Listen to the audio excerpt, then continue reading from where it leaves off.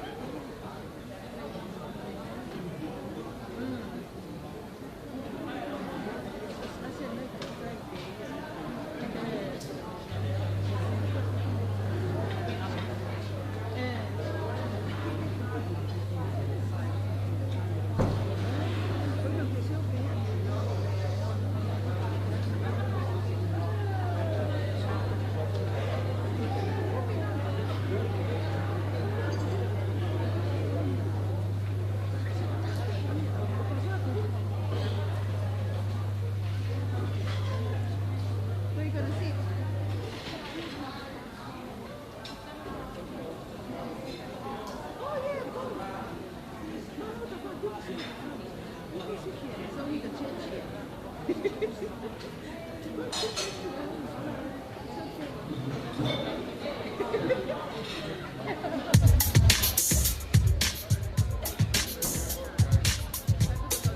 Kaya ito,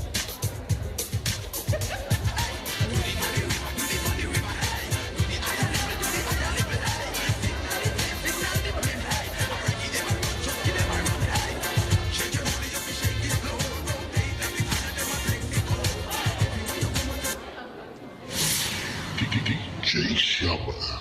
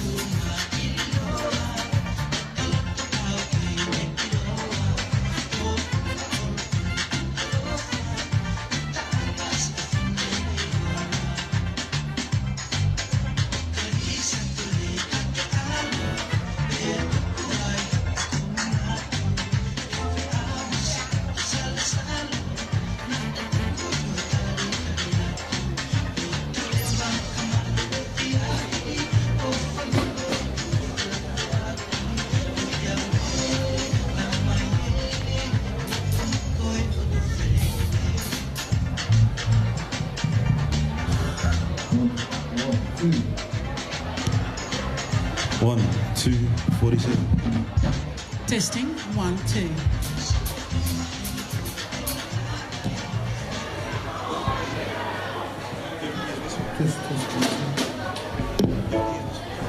Malo e tau ma o e whiawhi whakakolo a koe ni.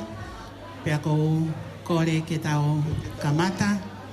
Te tau kamata ke pea no whakanofo ai te pile ko ia kau whakawhi whakalangi. Pea ka pau te o la vea tu ko hingoa. Pea ke kātaki o mea mai ki olunga. Lenta kātaki mai o whakanofo ange te pile ko ia i olunga.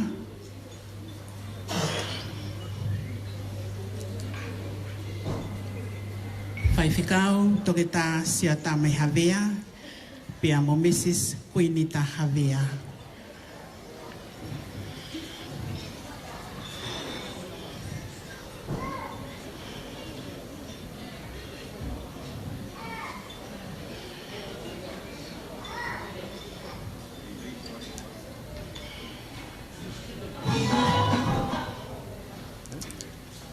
Ko e whai whikau pure, o e wāhenga whanua. Ko re atu ki Ameria, aho sewi fie tono. Ka taki mai.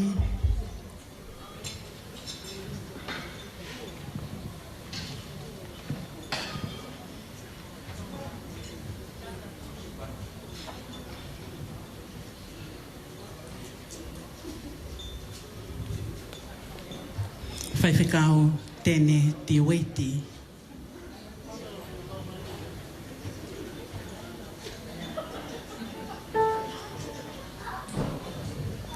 Whai whikau matangi hau.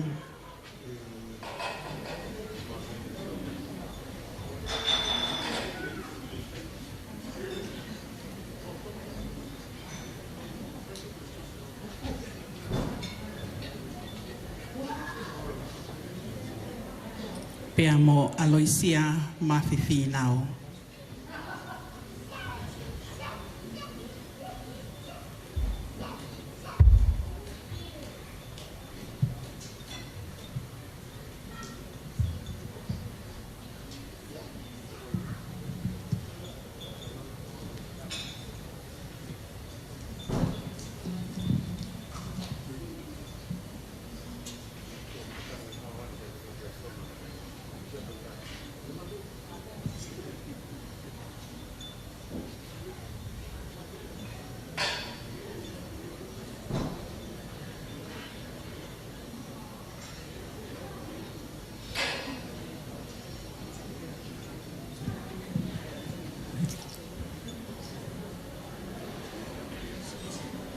Malo.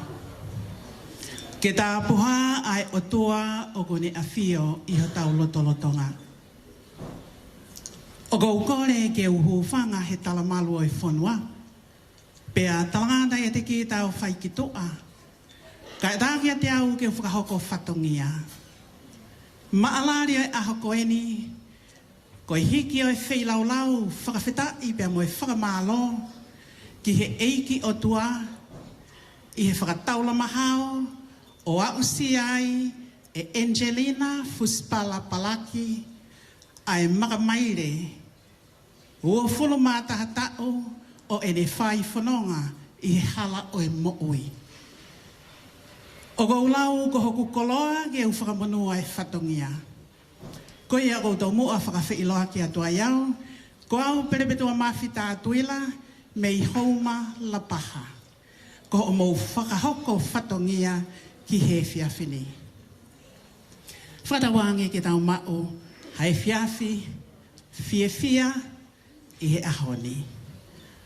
Distinguished guests, ladies and gentlemen, on behalf of Mr. and Mrs. Esafi Palaki, it is an honor and privilege to be a mistress of ceremony on this special occasion. This evening's celebration is a worship of thanksgiving to God the Almighty for the love given to Miss Angelina Fuspala Palaki, a milestone of 21 years of life. My name is Perepetua Tatuila, your MC for the evening. Last but not the least, I would like to acknowledge the Darug people, the traditional custodian of this land that we are holding our celebration. I would like to pay my respect to the elders of the past, present, and future. Thank you. I hope you will enjoy our celebration this evening. Malo au pito pe te tau, kamata aki ai polokalama e fiafini, aki hano taritari, pe amohono whakawhi ilo aki ato, ai kaunanga, o kumakato o ngai e tau whakatahataha he fiafini. First in our program for this evening, we're going to welcome and introduce our guest of honor, the birthday girl. Thank you.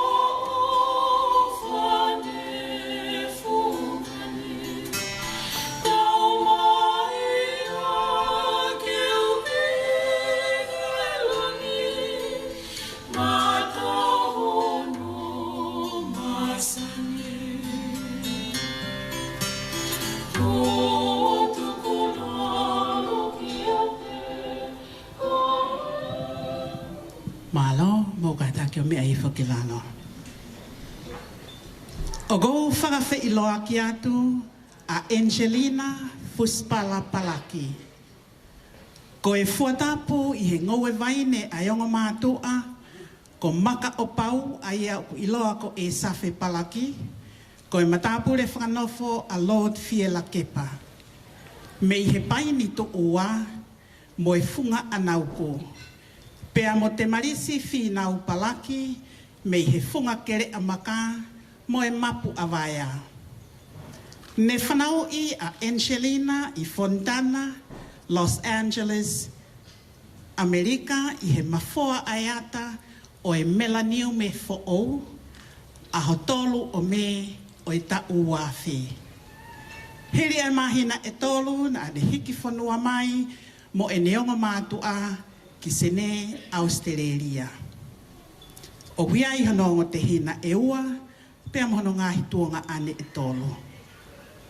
O kune kau ki he potu ngāu e talavou, ai sia si Wesleyana tau ataina o Tonga o e wahe whanua Australia. Na ane kamata hupe ki he lauto hisii a Minchinbury Primary School, hoko atuai ki St. Agnes Catholic High School, pia meiai ki Loyola Catholic Senior High School, pia akune lolotonga ako i University Macquarie ki hono mataitohi eua, Bachelor of Commerce and Law, majoring in Economics. O kune manako ki he musika, lautohi, tau olunga pia moe folau ewe ewa. Aia kone os ahiaia ngahi whanua koe ni, tu oua ki Amerika, tu otaha ki Hawaii, Siapani, South Korea, Taiwani, pia mo Tonga.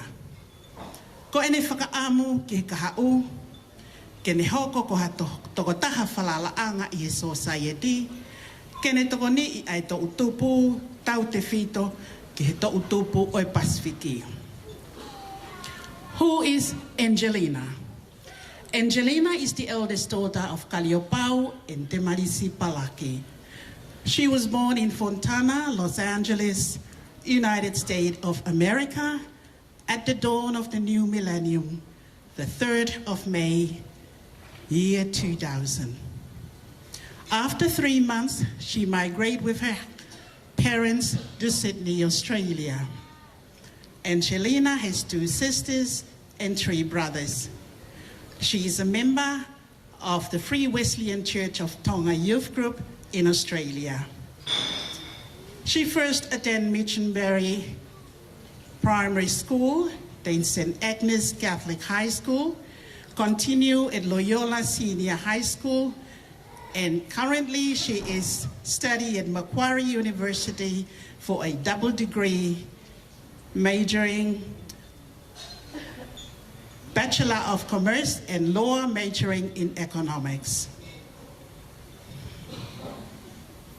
Her hobbies: she loves music, reading, dancing, and traveling. Over the years, she has been twice to the United States of America, once to Hawaii, Japan, Korea, Taiwan, and Tonga. Her ambition and personal hope for her future: to become a legal aid, specifically to help Pacific Islanders youth for a greater future for our community, and more important, a good Christian and a law-abiding citizen of Australia. Ladies and gentlemen, please welcome our guest of honor, the birthday girl, Miss Angelina Fuspala Palaki.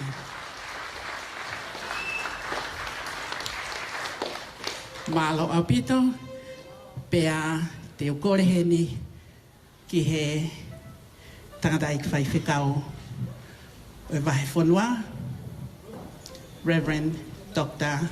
Javier, pea mono kau toko ni, ke nau whakahoko ai whawhetai, ai ki whamiri koe ni, lotu, e lotua pea mo tāpuaki, me eiki ko tau otua, ai kaunanga koe ni.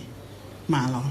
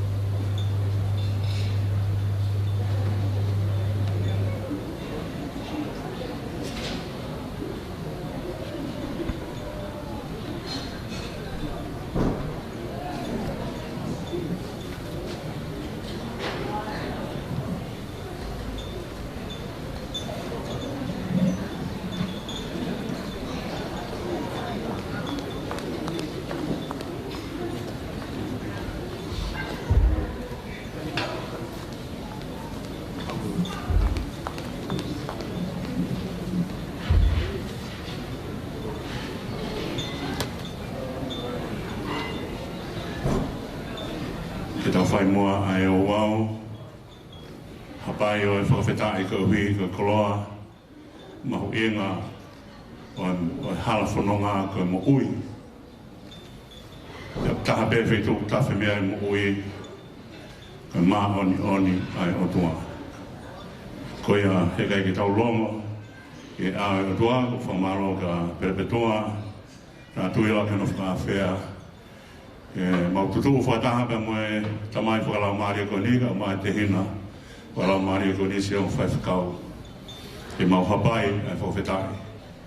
Ai e sawhe ka ma a tema marisi, ka pehe ke whamiri, ka o ma asiasi i he whiawhi maho inga koeni. Koia ke tau kamata mua e o awe o e whiwhini, ki ono whai ai whawhetai no whamalo ke ofa ai otua.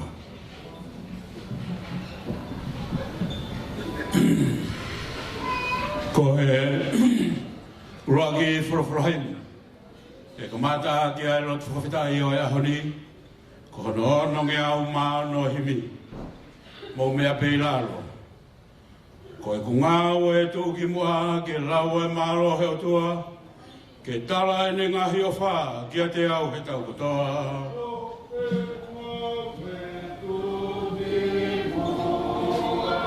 Ke lau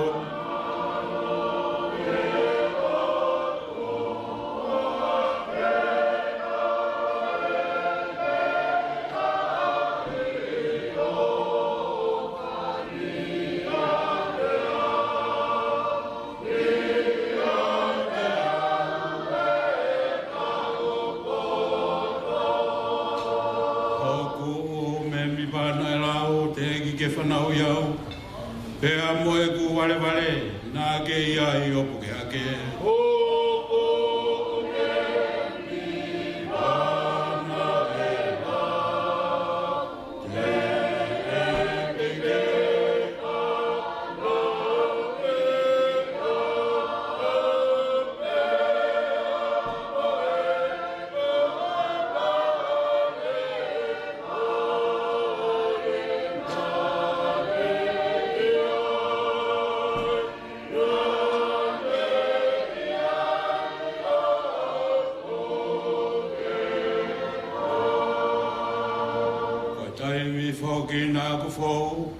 He vai hala talavou, la ne a fio he fufu, o puke au ke o e homo.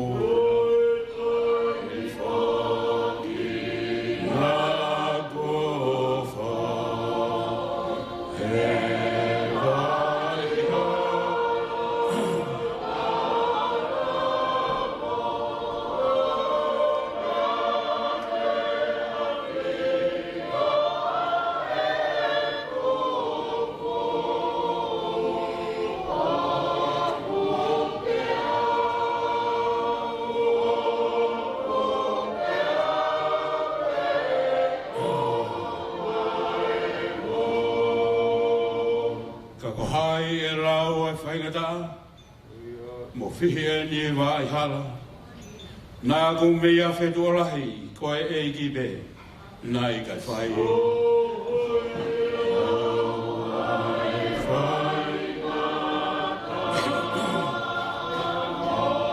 Whihi o ni vai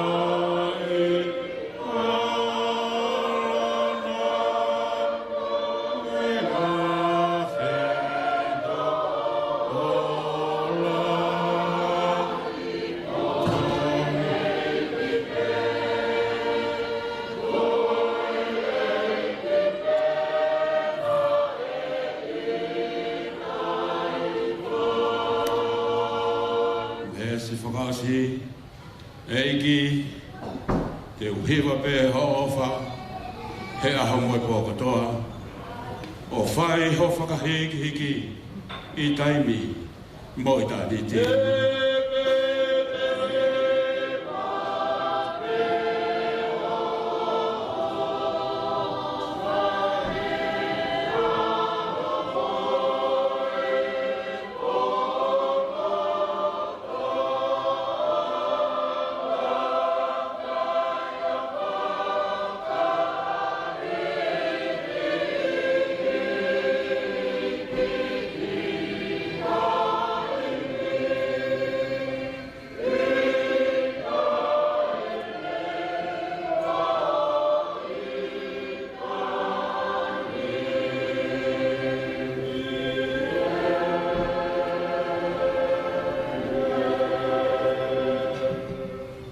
Te au e ngā isame. Te au e ngā isame ai lau pe au no whorea. Mō mawawa ke o tua e ngā i whanua katoa pe. Tau ia siawa ke whiwhia. Ko ki ona ama kai kaila. E ke mō iamo. O siawa pe koe o tua. Ko ia pe nane ngahu ki taua. Pe ko ki taua ku ona. Io, koe kakaya ana, koe sipi o kuni hawhanga.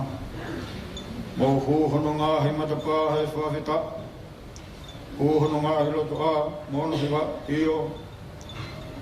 Mō sani beia, whamaro ki hono hua wha. E o kurere ia siwaba, o kutai ngātai ni alo wha. Pea tūmau ne fua kawa ke tautangat, mō e tautangata e meni.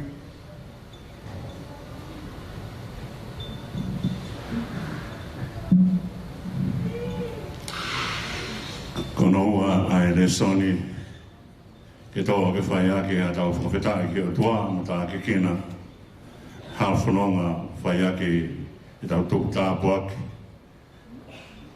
ki a Angelina Fuspala Palaki toa ewe me te au wonga furu mā taha a ngai sāme taha ia ngai sāme o aruhake ki o tangake unga tā ke ngai muunga e hao mei whehok toko ni Pau toko ni o mea si hawa aia nane ngahi ai langi mo mamani. Seuke, e kai tene tuku hoka eke ngau. Koe au tauhi koe, e kai tene mohe. Wakai ko tauhi o Islari, o ki kai ke ture, e toko toke mohe. Ko si hawa peho tauhi o ou. Ko si hawa e miha to mata ou ko whakamaru maru. E kai tā i koe e la a aho. Tuke māhina i he pō. E tauhi koe si hoa, me kou furipe i o, te le tauhi ko lau māria. E tauhi ho where mo whafo e si hoa, me he taimini o lau i kuonga. E meni, o tolu e pot fulfola o e ahoni, e taha e pot fulfola, e lau ia he whiwhine o tūngana ki ai. E tau kātoa na whawhetai ko Angelina Fuspala Palaki.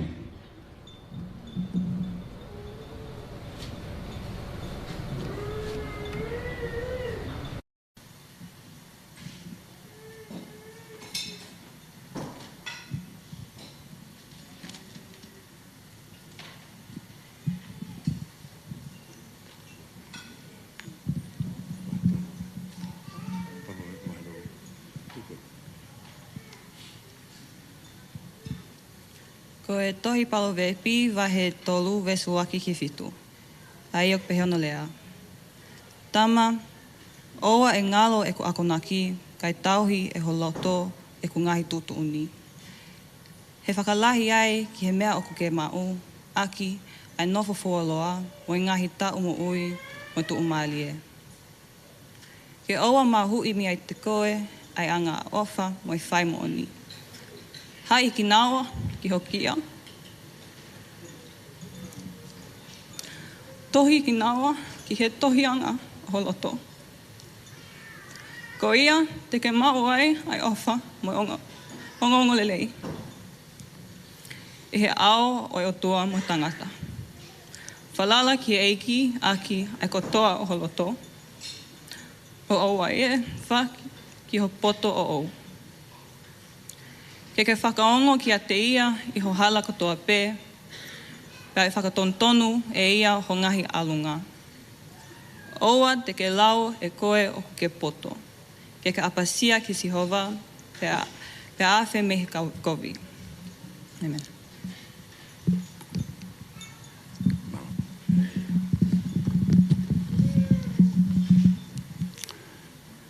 Tape moe a whio e tau taha i o tua. Koe tamai, pe moe alo, pe moe lau maare maani oni. E tāpu ki he whiwhine o tūnganaki ai a kātoanga whawhetai o ahoni. Ai ki whine mui koeni, ko Angelina Fuspala Palaki. Tāpuki he whanau mo whakamakapuna hau eik, whare me tāpure. E tāpuki he whahu. Tāpuki he onga toko ua whaifakau koeni. Na taik whaifakau malolo, sia stenti weti ka umaa, whaifakau sia stonga hau eiki, ko matangi hao. Ko whanau tāma pēni ai koriska sia tautai. E tāpuki he onga whamiri. E tāpuki he kāinga kotoa e sia si mo te fua mai. Mea mai ke whangau taha koeni. E tau whai ai hapai whawhetai. Ko hui ko koloa ai mo ui. Angebe ko whaha nei tau mai au toi tupu ai mo ui mea whaitu kehe. Koe a koe nau o e pōni. Koe tau koloa tuu ki mua. Koe whakamalo o e otua. E tau mai au ki ai ha mea e taha e ata pe me he whaki ai otua. Pe koe ai he kai ke longo e tau mo ui. Hau mai ke ngahi ahu peheni. Veke ai loto e tamai pe mo e whae. Ke tutu whakataha pe mo e whamiri pe mo e sias. O whakahange ki he otua malo e ofa. Ko koloa ia nei whakatongai e kiria sameria hu whangai whakatapu. E osi honohanga i si su o whakamo ui e toko hong fulu. Pea whoki mai. Mahino ke deia o mo ui. E kono re ana ene tō mape i he ao eike. Koe boni o tau whakatō mape he ao e tua. Ko he ko langlangi o ai o tua toko tahapea. Malo whau ene off. Malo ene tauhi. O au mai ki he tau e unga fulumataha koe ni. Tau lau ko tau ene fuake tau ataina. Tako tau ataina. Ke whanonga ri aki ai tamai mo whae i kai. Ko ne koloa au ne whanonga mo whakahino ko oange maana. Ko tōka ki he tamai pe mo whae. E tōka ki he kau whai whakau kai umaa. Kau takalasi aha mo e lau toi whakasāpati. Hona tōka ki ai mo ui, ai koloa ai mo ui kai omi ai wholofola. Ke whai aki ai tau whanonga. Ko mea ia ku tau tuai o whai ai whiwhia. E koe koloa ia uki ai ki tau tolu, e he tamai pa mo e whae koe ni. Hounga ki he loto. He koe mea eu kaka ake ai whakawhitai ki langi. Kaka ake honga. Ka toe honga o kai uhinga maari e whakawhetai. O honga ki he loto ai ofa tau whetoku mai ai otua ki he mo ui koe ni ai Angelina. Koia o tau hiwa taanga aki ai ono noa ono pe tau lau e same o e te au ko tala mai ke tau mawawa ki he otua he hanga he otua o whaawa i ngahi matapā e mo ui. Ko matapā whainga tātaha e mo ui ko whaitoka. Tau whaawa i ai si sūma ki tau tolu. Ka tau ka hōrewa i ha whainga maari e. He kai longa e tau mo ui. Ko pau ke tau whakawhetai. Mau taimi ke whakawhetai. He ko hinga maari e hono whai e whakawhetai. Pau ke tau mau taimi. Taka koloa e whakawhetai ko pau ke whai aki. Ai kakawa. Koe rea kou whai he mātua kai ke kau ai kakawa. Tau hokope ai whakawhetai ko koto laupe. Tau hokope ai ofa koe ofa laupe. O tau tutu he ahoni he orita. Hange ko he orita ai he pelu. Whakaamu ai tamaipa mo whae ko tau whakaamu ia. Ke pānam kakala whakatupu hoi fua. Ke awe o tua ai whakamalo o pōni.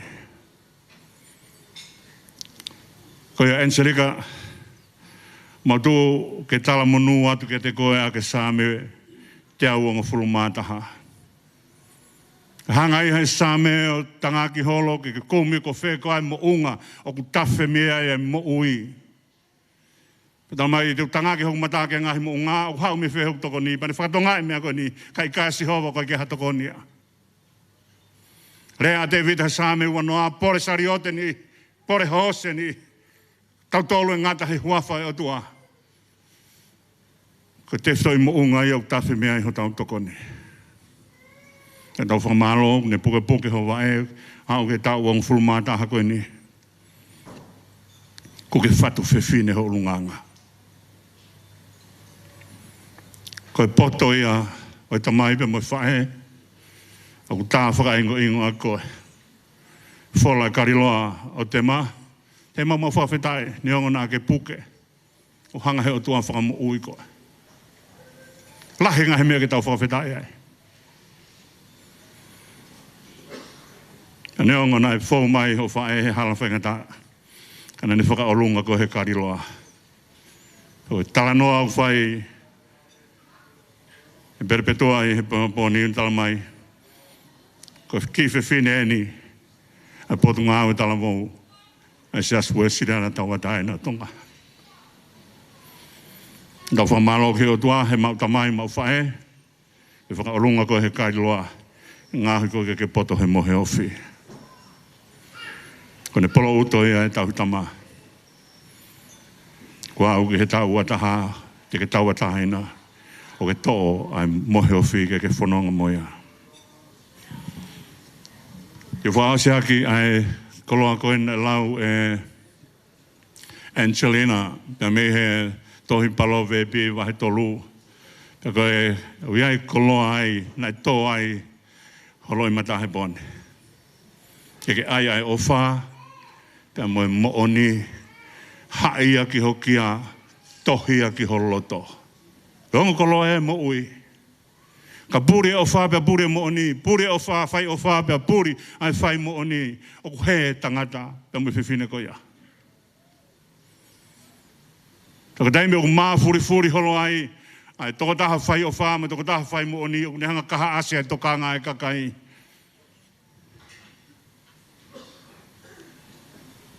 Ko wharea ki pēr mea ko ni. Ko tau mamata ki a Mother Teresa. Hu whangai whakatapu. Nai mingi hono fofonga. Ka ko hono teu ngā koe whai ofa, mo whai moone. Ka ko whēpea wheitu nai mea ai a Mother Teresa i mamani, na ne kaha ase toka ngā mamani. Ka ko ho teu ngā ia. E o mai ho poto, double major. O ke o mai pa me he iuni, whao ia, he ofa, whao ia he whai mooni. A ke hoko aonga. Lang ia e ho tamai.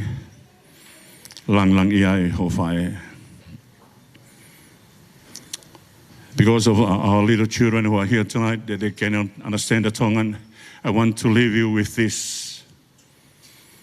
If you want to walk with God, be humble. If you want to walk with God, be humble. And that is the only way that you can show that you love God.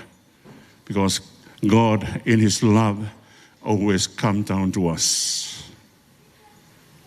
And remember, children, a good example has been laid by your big sister here, Angelina Fuspala Palaki.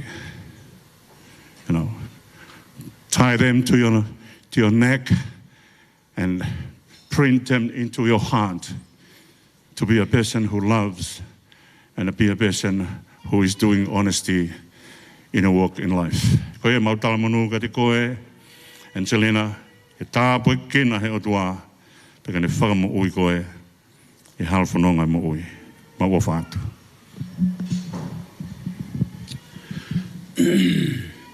Ko e wholwholahei mi te tautoa he vai, mo mea peilaro, whange au whitunga whuluma whitu e himi. E ko e kutala e ni hakowi pelelei, o ku ia atonai, hoku ngahi matawai.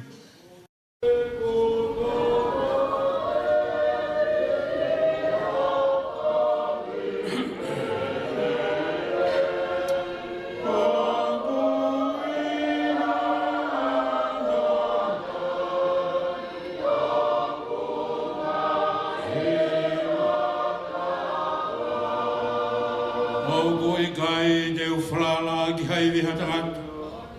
Ogo ia atonai hoku ngahi matawai.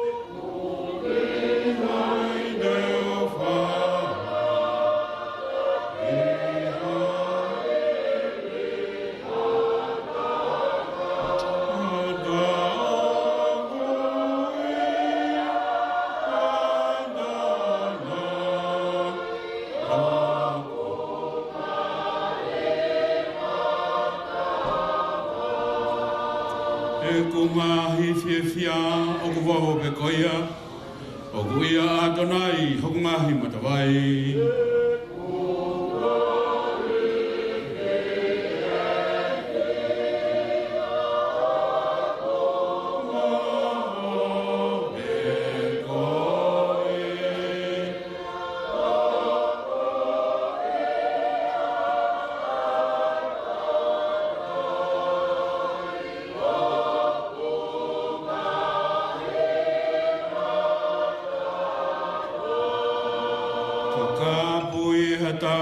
Nau whakahongi au, o ku ia atonai hoku ngahi matawai.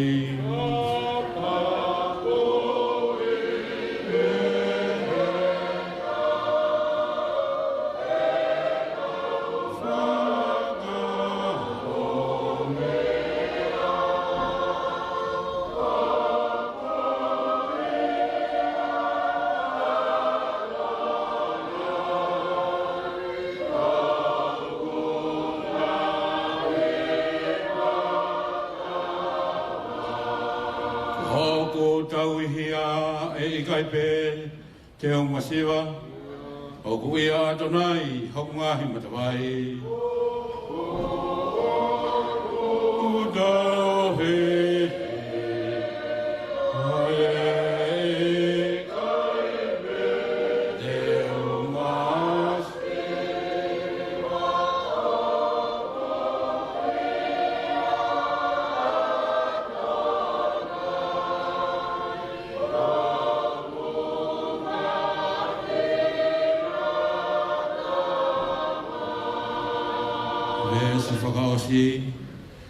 Te nofo mahue te kai moinu pe.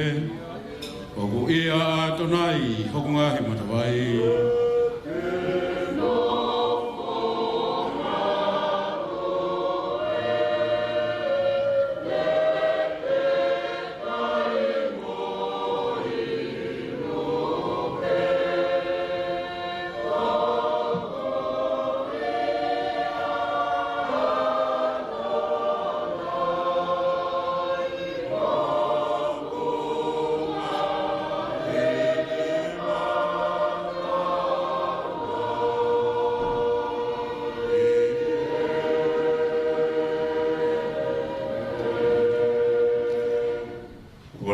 Whaikau, ke mohiri maha moni maha en Selena, tau whai e tā puak whaelo ne.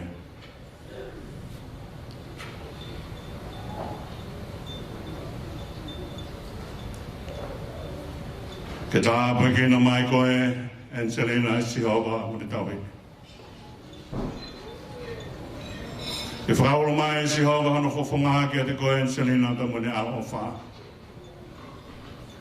Peke hanga I whonga mai a sihowa ka te koe Angelina Pene atu ai merino I huawha me tamai Pe me aro Me lau maari maani oni Amen Ke na Lord Dua mafi O mahu puno mo whai a whangapa E mahu ki ho awhia Neonga koe o tua mātua ki hiki mai ko Immanuela ai tāpan kāri ko mauloto ngā. Koe o tua koe a puno ki ai a hostea langina. Langi a whiona heke lau ke ata. Ala fatu e hata. Koe a mau puno pe. Ke o atua ai mau whakamaro ku honga ka tek mau tolu. Ai ahe mai ai a whiona I ho alo ko Sisu Christ. Ke ne hanga fua ai kolosi pe hake moia ki kāre vare.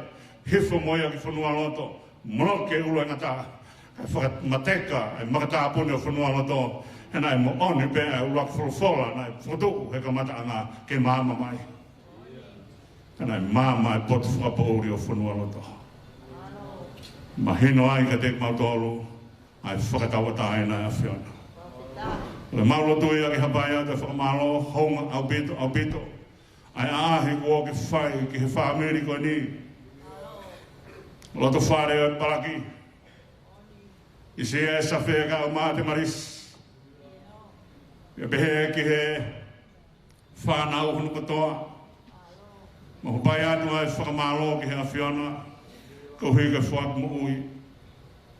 O mai ha mo ui o kino i whie. O mai ha mo ui o whakatō ki lalo. O mai ha mo ui o whakaongo mo tala mo fua. O mai ha mo ui ke tutui atu ki mua, ki he mea au ki hanga. O whaki mai ko tareneti ke whai ake ai ni whanonga. E mau whakamalo, e whaki mai ha o whiwhine ke he. Kono ura ki whakamatala e ni mo ui. O me mi pa ia. E potu ngā me tala vau e sesi. Ko hi, ke ne whai e mea na e lea ki ai e wholofola si su ke mere māta o ku ke wheka a mā ke he mea la. Ka ko mea le au ne hanga kumuni ai kloi, ai tefto i kloa e mo ui.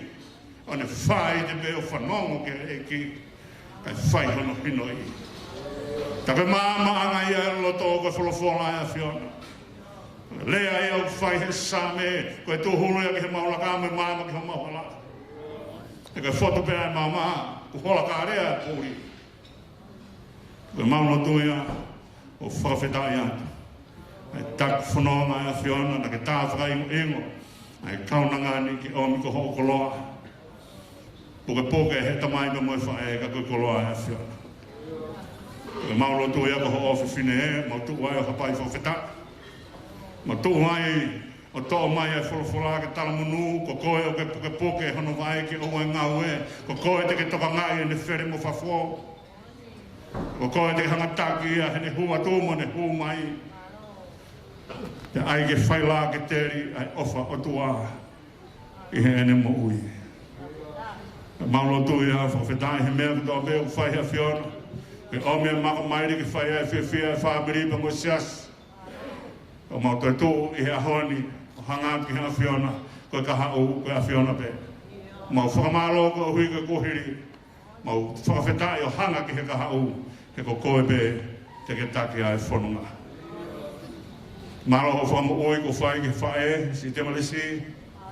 Maro ho tāpua ko leo ki whai ki he kui, ki sia ka maa, a toi ngai whamiri, mau roto ke tāpu ki na ka whamu munu ia, ai tō whohe o whai e sawhe. Lang ia e whiona. He loto whare koe ni. Koe ai mau papai atu ai. Ai tō whia koe ni ki hea whiona tuku atu. Mo whanonga pe mo ia. E ako e ki whewhineni o poto. Kau tala mai i he poto. Ou ana ke whalala ki ho poto o ou. Whalala ka si hova ki a kotoa holoto. Kau hi ngata pe e poto tangata he mō miniti koe ni. O si hova o ne a whioi, ai toi ngai hala whanonga. A wha mai mua ha tōku pola mai te me tōku pua wha, puke nima ho kaunanga ko ho ofifine. O ke take mo whanonga mo ia, i he potu kotoa pe. Whamunu ia, e kātoa ngai pōni, tawangi lang ia a whiona, he mea kotoa pe me pōni. Pe toi ngai mo ui, e ke take a ho kaunanga, pe ke take mautolu, i mau whakahoi fua ki he a whiona. E taria moa e noa tuku hake ake orita au whakau a whio. A whio ai pēka mauta mai ka mano what ko whanau. A whio ai pēka ho mawatua. A whai punou ma pasia e ma huki a whiona. Ma kore katoa e ne huafa. Si suklais ko aro. Ko ma wei pe mo whama ui. Amen.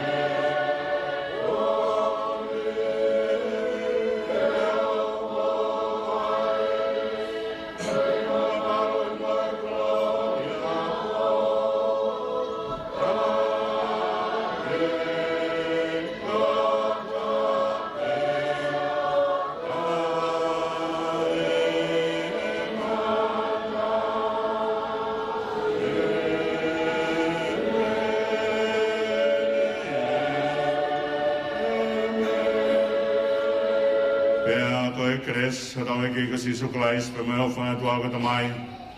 Mijn veel heel lang maar in maan, Joni. Toka hangalofa, iha tofina koen.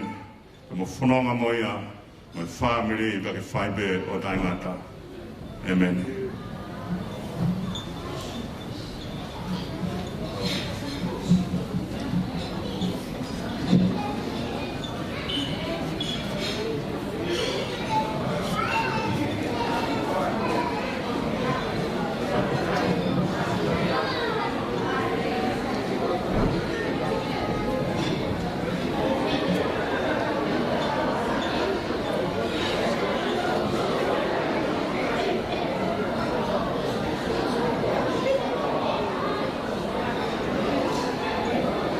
Ko whamalo he ni ki he whaiwhakau pore o e wāhenga, whaiwhakau toi tā sia tā meha mea, pia mo e kau tangata i whaiwhakau, e lotu whawhitai, o e aho whakakoloa koe ni.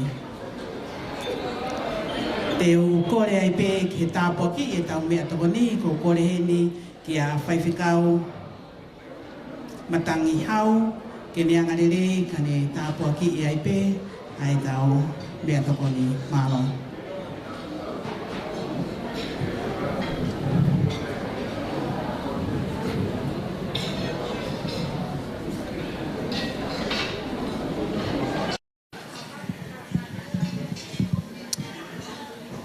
Ke taulot,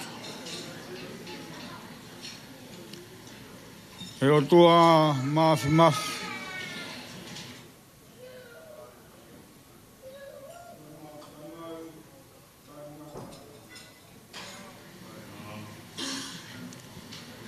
I kai hao kamataanga,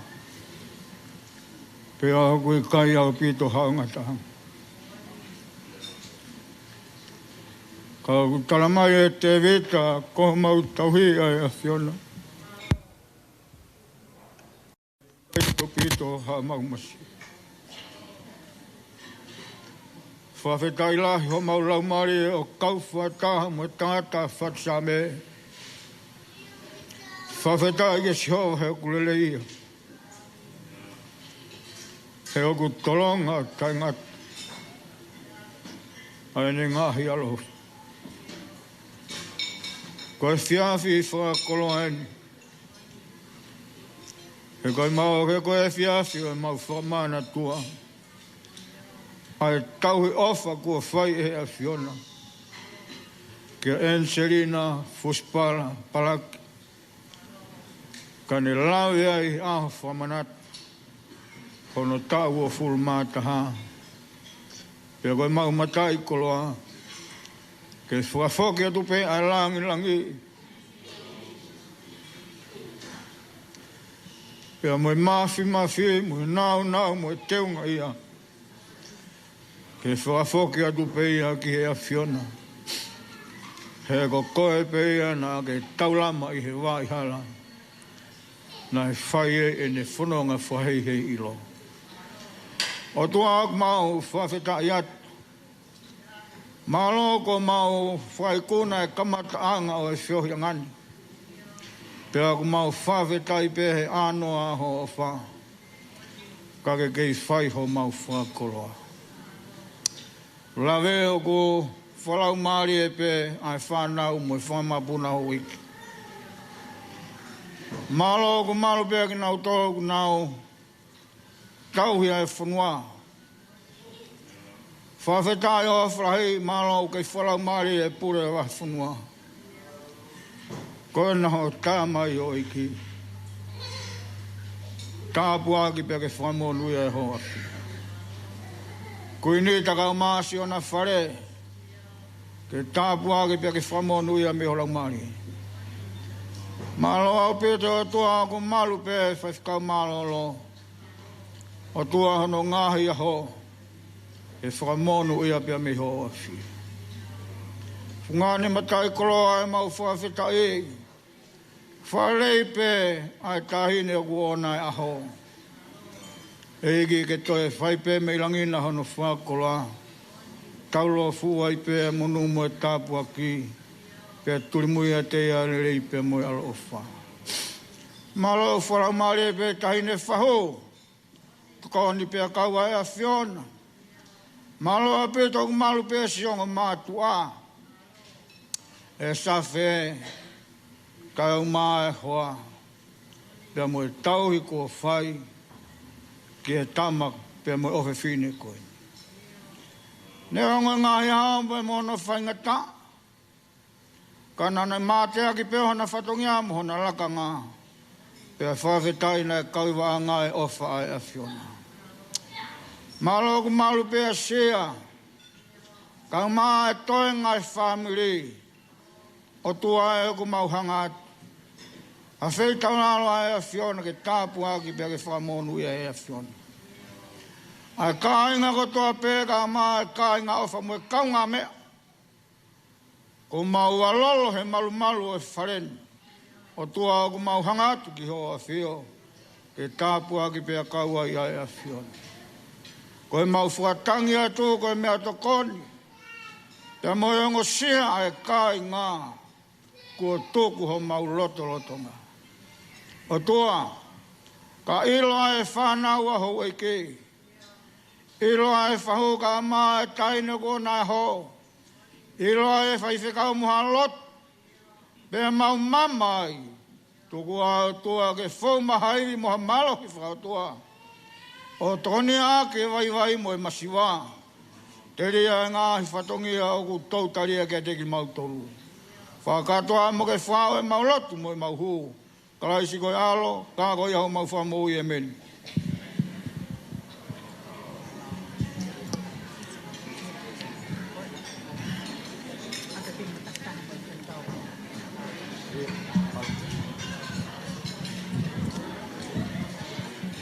Whamalo atu ki a whaiwhikau matangi hau.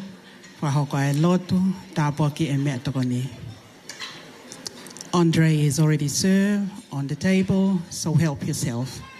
Thank you. Kore ni ke he tā mea, tā e mai peha tau ki i whasi e taha. Pea hiri ko ia te ukore ki he lea taritari o e aho. Aia ko e whahoko ia e he tawhaaki koe ni o e tamai a Angelina.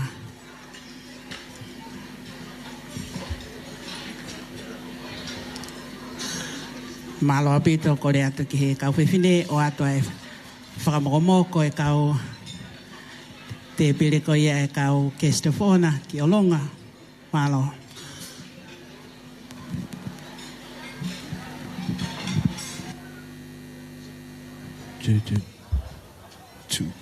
Two.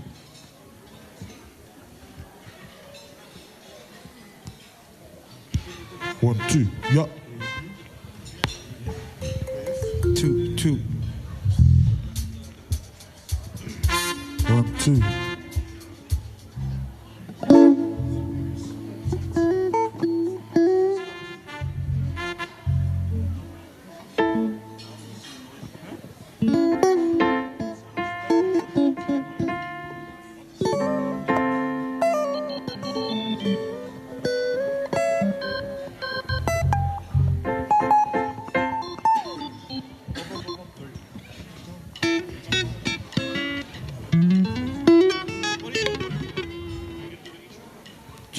Two. 1, 2, yeah.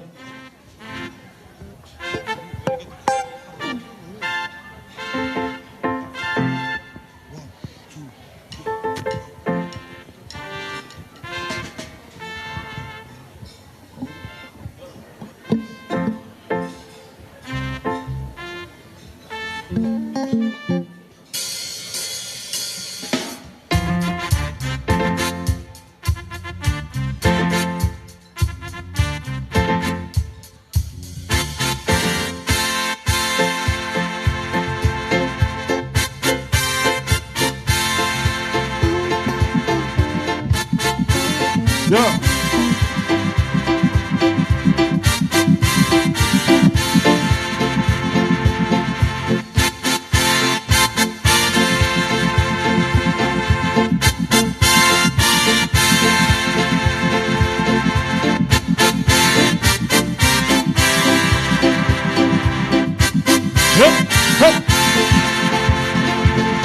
He si ililio, he si ene hoko, he katamata tanginoa, he kisi o sino, he kumia e koe, atatata, umohata hakuo, omo mahe nifa, he tangi ai awe, he tangi ai awe, ko ikai te wilo, pe e anga fefe, he ta alo alo, si i toke lau, ko ngā hau kua unu, isi aku mafu, yeah!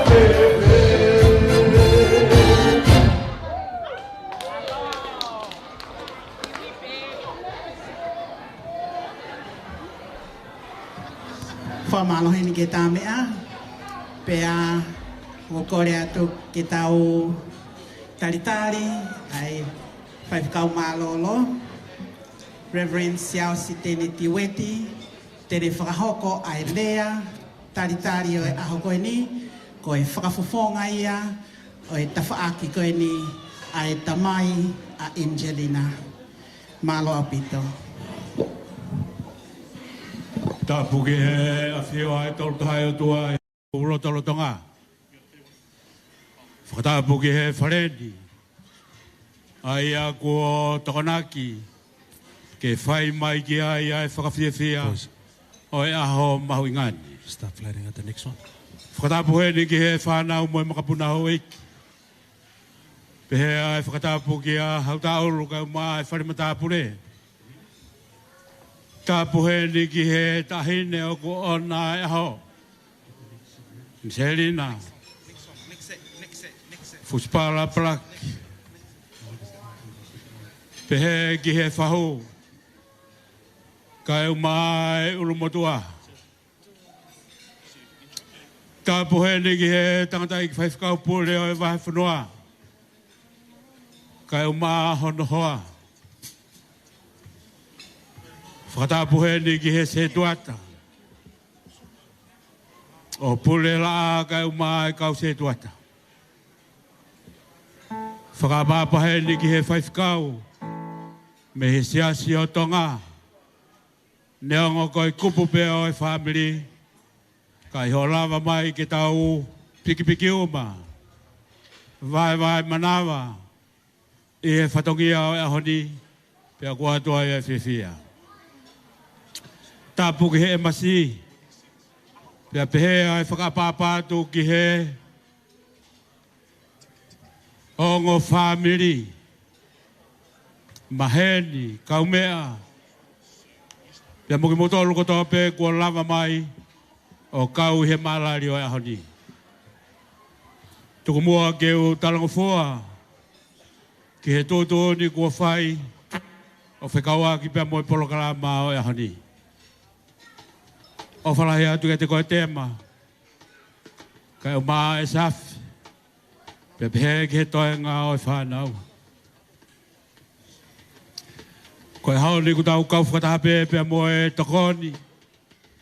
Kua whai e he pule tau whakawhetaki ki heo toa mafi. Ai taki whanonga lelei, taki whanonga hao, taki whanonga whiwhia. Kua ne whai ma tau tolu pia tau ausi a ahau pehe. Neongo kua iai pe ai ngahi tau ua fulumata. Kua tau iai ka koe uhi koe family ni. I kai ngata i he ausia. Ean selini. Fuspala palaki hono tau ua fulumata ha. Kai whakawhetai oku kei maua e moui. E tamai pia moe whae. Pe hange koe ia koe whakamatala he pio ka lafi nou. Ko tau whanongo ai.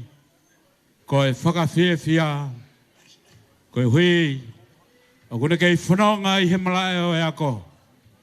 Pe au tau whakawhetai ku hange koe ia. Nā tau whanonga ki ai me he wholofola. Oua nā ke lau hopoto ou. Pe au tau whakawhetai kou tui koe kāpasa wholau ia. Ngā ue a ki he kaunanga koe ni. Koe ne whakamua mau pe ai o tua. I he ne whanonga o kwhai. Pea koe ne whakamua koe ai. Whanonga o kune whai. Pea o ku hoata mai hono ki ulunganga. Koe ki tahene mo i whakatoa ki lalo.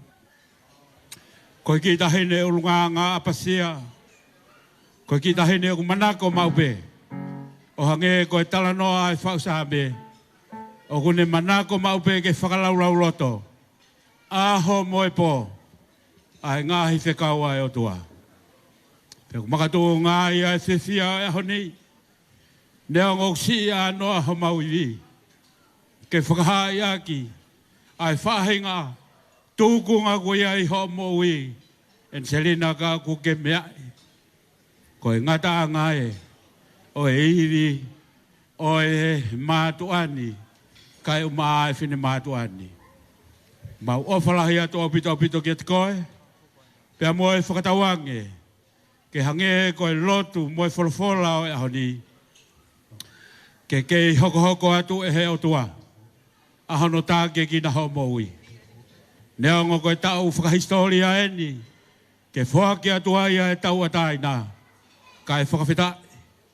He o ke kei fie nofo pe i he kaliloa.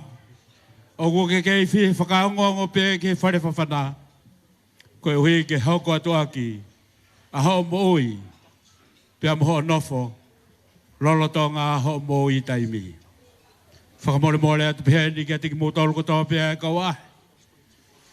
Ka pau e whaiwhaiange ko mōharo whia. Koe ngata ngai. O e ki iwi. ko au ki ai ai loto fareni. Pea ko kore atu, kai ai ha mo halo fia, o ko kei tangata mai be mektonolo, toki lava atu pe o whakalelei ki ai. Ko ia o whalahi atu ki atiki motoru i hea honi. Ko e porokalama ko tuku mai ke u whakawhawhonga i, ke u rea i he tawhaaki o whakawhawhonga i ai tamai. Ko ki motoru o ki kai te mo mea, a e mawhetu taki pea mo e sawhe, o ku matau te hina i tamai, e kui.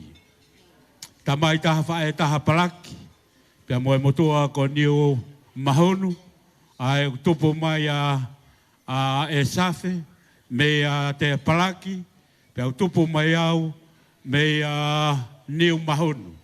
Mea pango pehe kua more a sias tamarika, pea mo ki nau tolu na mo whiohi wholoa he ni. Nau ilo lele e anga ho mouno fo. Ka nā ku eke ki haiko, ki a e safi, ko hai o whaarea ho mou mea. O ne ai mai e ko paia pa tonuia.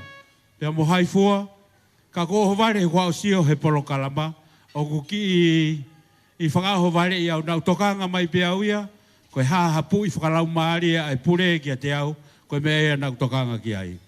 Ka i heo mea e koloa koe ni, pea kua more a sias tamani ka ia, na e maheni mo e whamiri. Maheni mo e anga hao mou no fo, anga hao mou tautou whewhua ki. Ka e omi ki a te au, pea kou ki whakatau kei atu pe.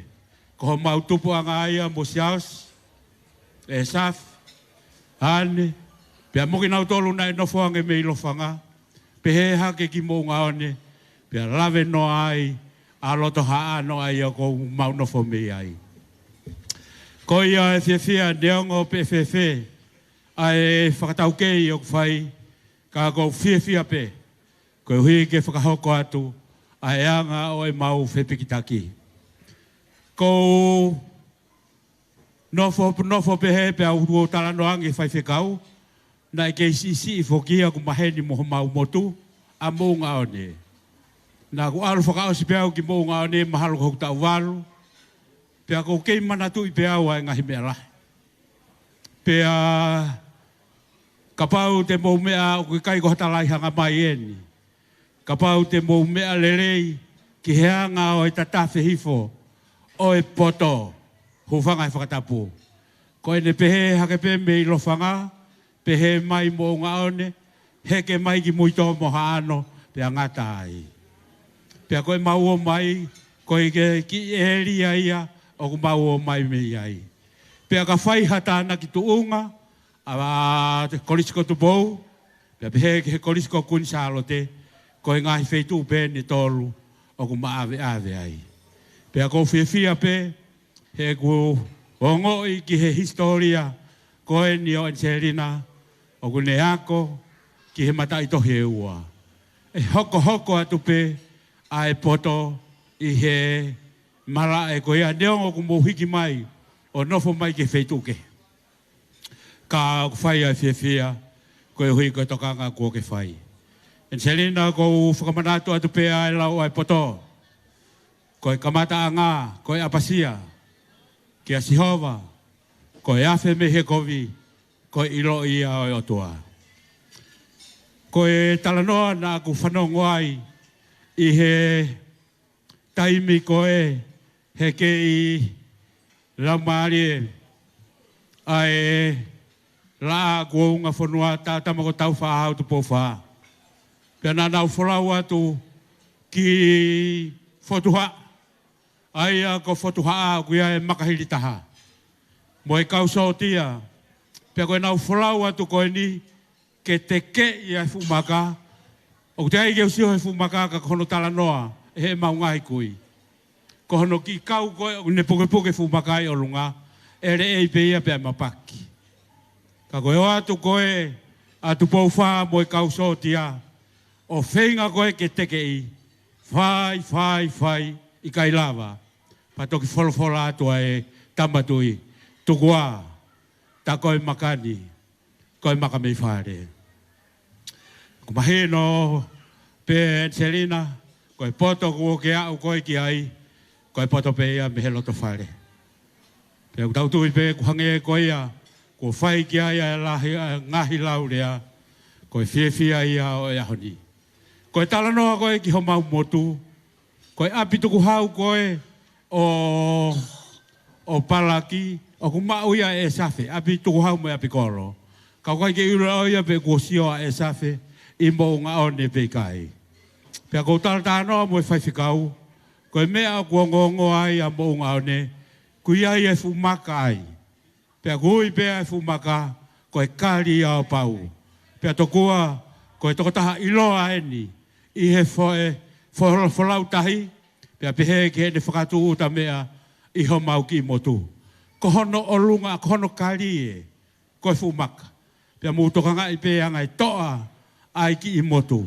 Kai ke o mai ha mea, ke o lunga ai, kai o lunga ke fumaka tuu. Pea ko ia, ai whiawhia o e ahoni, e Selina, koe whakaolunga koe he ahoni, ko whakaolunga ea ke he makatu ko si sukalaisi. Hao pia malu, a ho no fo, pia tene foa ki atu, ai ngahi mea au ke hori motokanga ki ai. Ko whiawhia lahi au pito e safi. Neongo te utoki tā i koe a pongpongi ho whakatupa ke i au, ka ko whiawhia, koe hui ke mao e whainga maari e. Ke uhu whelongo aki ai, moho tau whamiri o i kai te nau ilo i au. Ka i haoni, o ato ai ai whiawhia mo e whakamalo. Selina, o ana angalo e akonaki, kua whai kia te kohe ahoni. Pehe ki hakonaki kua whai e tamai mo whai, pe ka whai ange ko tau tutuko he ahoni. Ha ia ki hokia. O ana ngalo, ai ngahi akonaki ko ia, ke whai a ki ho whanonga. O atu pea e popo a ki tala monu ki ati koe mo e whakatawange. Hoko atu ai mala e ako, ke mao hako lelei, whiawhia, pea ke whonu i he ngai tāpua ki ai o toa. Lewa e malanga kai tau atu. Ko uwha malo heni ki he whaiwhikau malolo, whaiwhikau siau si tene tiweti, i he whahoko lea, whafufonga, o e whamiri tamai ko ia a Angelina. Ko kore ke tā mea, ke tā ima ki whai whasetaha, pia hiri ko ia, te tau hoko atu ke he rea hono wā, ko rea ia me ta whaaki ko ia whae a Angelina malo. Two.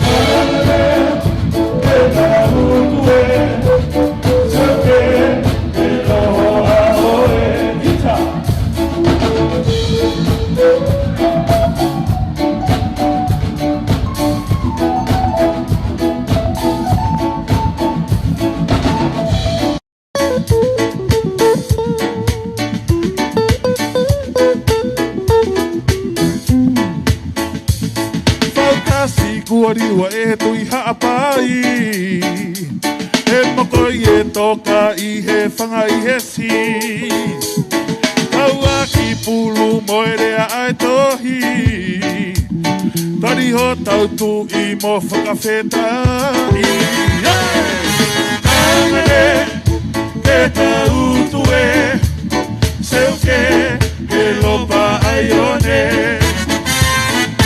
Tāngare ke tautu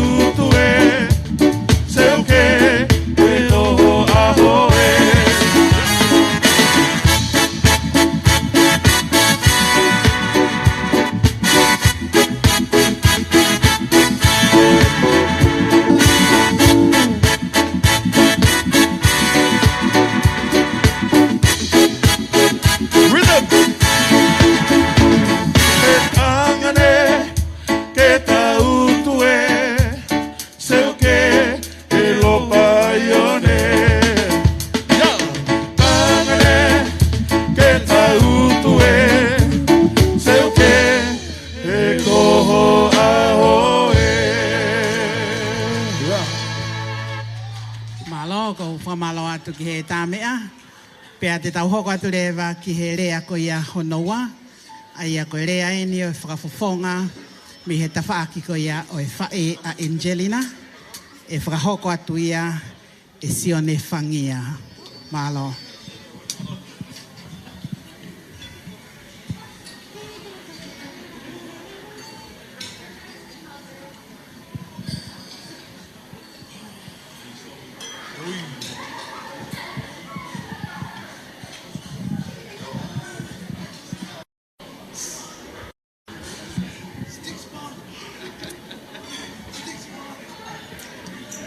Ko le be mua ke hufanga ngai whakatap ko toa pe. Ko sa whakea ke kamataanga e kātoanga a koen. I e whunua malotu. Ka ata e te kita ki whakakata e whatongia. Whatongia i gau e pō koen. Ko tū koen ki whawhangai. E whamiri e tamai e whae koen a Angelina. Ko tūi nei ka kai totonuia ki nau whai whatongia koen. Ka hoi ke uilo maha huinga nau lawe he pō koen. Ka whai mi whawhitai he o tua. Ko hia koe tau lawa ko toa mai ngai whamiri. Ngai pot keke.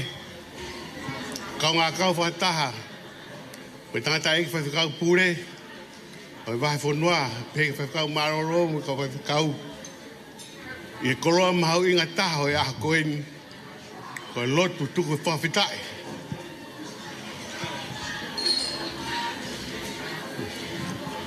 Ko ia koe tau mai ofa e o tua ke kaunanga koen, Angelina. O ne lawa i e futau whasito o ria koen. O kai gaha loto e tae whiawhia he pō koen. Ka koe koroa maunga taha koe whawhikau, koe lau mai whawhikau pure. O tuku ai tāpuak. Me whamonu ia, me ngai tala monu. O tau whai he kaunanga koen. Pag moni be lau e pavoro vepi. A tuako be. Ke tamasini. Ke tau muhono alunga. Talatu. Kane ka motua. Hei kai be hiki a mi ai. Koe wate whakamalo heni ki tangatai whawhikau pure. Pehe ki whawhikau maroro. Whawhikau. Ano tuku a ngai koroa mahau inga e aha koen. Ke kaunanga koen. Ka koe wale whamaro hen, ke ngai kāinga kotoa pē, ngai kup whikawaki. Pehe ke ngā mātua, e taulawa mehe pō koen, ke whai anu whakātua ngā e whawhetai. E au sia Angelina e futau mahoinga koen. Koe Angelina, iaha mea e lawa atu, ke tawhaaki koen ho whangata mai, a ho whae. O iaha mea i te mau i lava, o iaha mea i te mau i longa ai. Ka koe tolo tūpe. Koe taha koe ha kaunanga o ke munu ia. Ke tuk buaki ha loto whare. Nau moia kai lotu. Kai tau te fito. Ki sia si. Ke whengau ea ke ngahimia ko toa pe. Ke maua le rei ko kau. Koe a te tala monu ke te koe. Ke whamiri he tamai hao whae. Ko ia ko ngahi whenga ako. Koe tau e tainda. Ko ke mau. Ke tupua ke ai he fuktaim whenga tā koen. Where ngahi paraparema ke ke. Kai whawhetai. Ko hi ko ke nofo pehe lotu. Ko ia ko maurea whatape mo te sona i ka. Whia he eiki. Pake lot whai mau pe. O whawhetai he mea ko toa pē. He koe whekau ea ko omi he o toa me ki tau tōru. Tua whātu.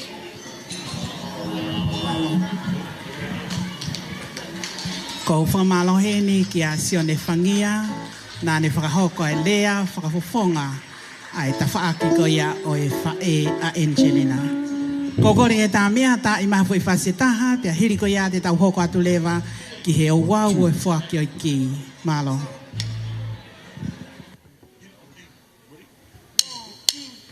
He ha ha kua ki te wafkauna. He ha ha kua ki te wafkauna.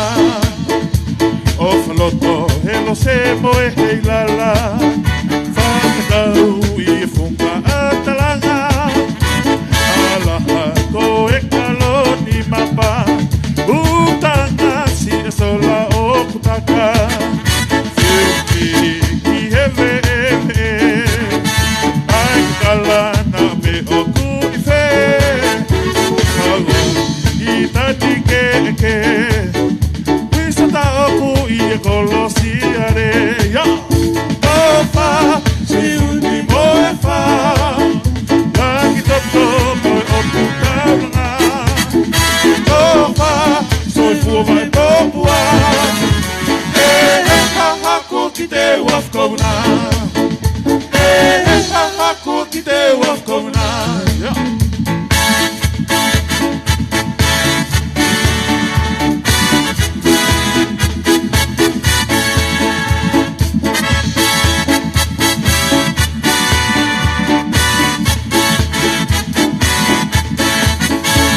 Ia tofa teu tala he matangi Kino kua lofa ia pea moe paki Kawa ki oka oku ke I tangi Si utaka pea ke foki mai Tofa si uni moe fa Rantato moe o tu tauranga Tofa soi fua vai popua ha hako ki te wafkona ha hako ki te wafkona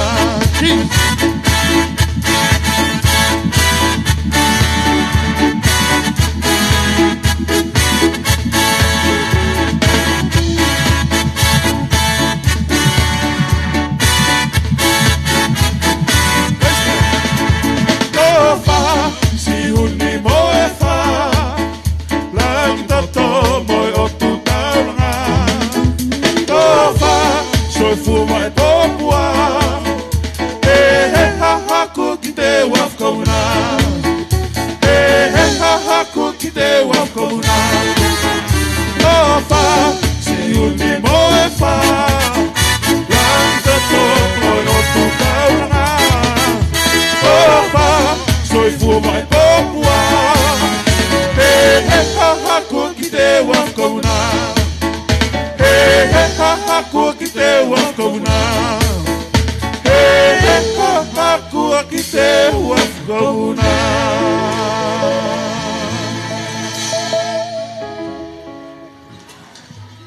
Whamalo he ni ki he tā mea, malo a pito Pea te tau hoko atu rewa I he tainimi Ki he o wau ko ia o e whoaki ai ki ko korepe ki a Angelina ka taki mai pea pe ki he neongo mātua malo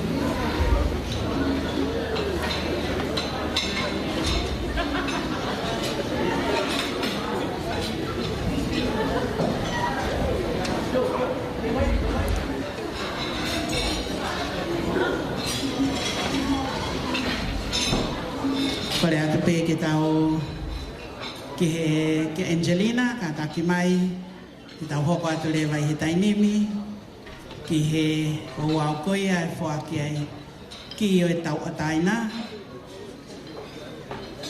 Pea kokore ke hongo mātua ke nā kātake mai pē. Moani.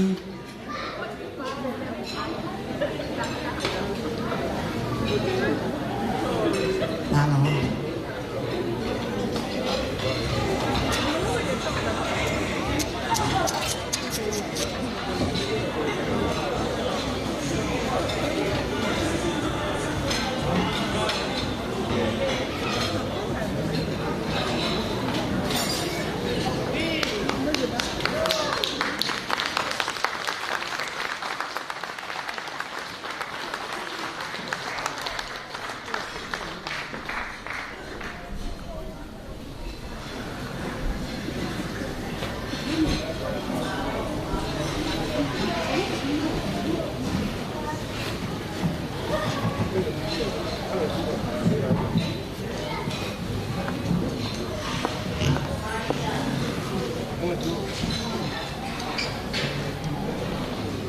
Tap moe a fia tua I talo no tong.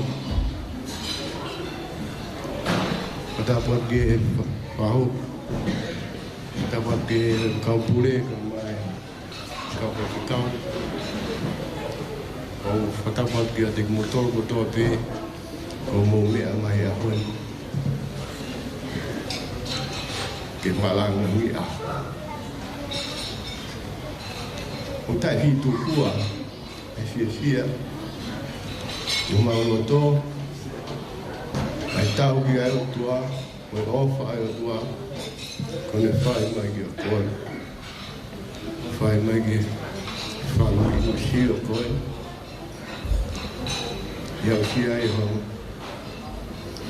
tau o fumata ne whai bea no na moa kene ke alunga he kari loa Pena ke he kari whanawhana. Pena whai no whakare kesi. Whamalo atu. Ka whai whekau, he ngāwe, tō nunga ko nau whai. Whai ono tā ingo ingo e mo ui. Whanot kau se tua tā, kau mai kau whai lau tohi. Kamalot ke ngai family o family loa. Nega kia ta. Tene fai no ta ingo ko family. Paku ke au sia ha koin. Ka fa koloi. Ka fita ige ai tau ho mo.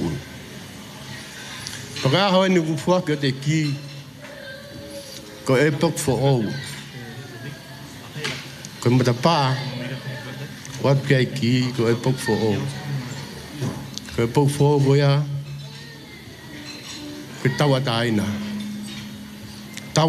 ki ho firi he ko sai hona ta ingo ko e mo ui pa ko ilo ele lei mo ko tak mau to ko re fo mo re atu na ku ke whetau laki, moha mea nei kai o atu. E si asi, tuke whamiri, kia te koe. Awai bema ka pasa au whogat kia te koe. Kai ke whetau laki mo ia whainga ta, o mo whamure more atu. Sio ki ai. Sio ke ka pasa, o whowai. Ko whaka te kiko ni.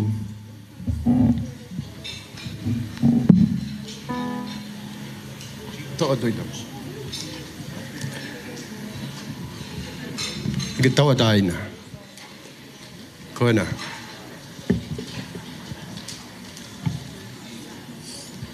Whaka tue. Ko ka pasai. Ko whanunga. Ni rea malangkau tawa.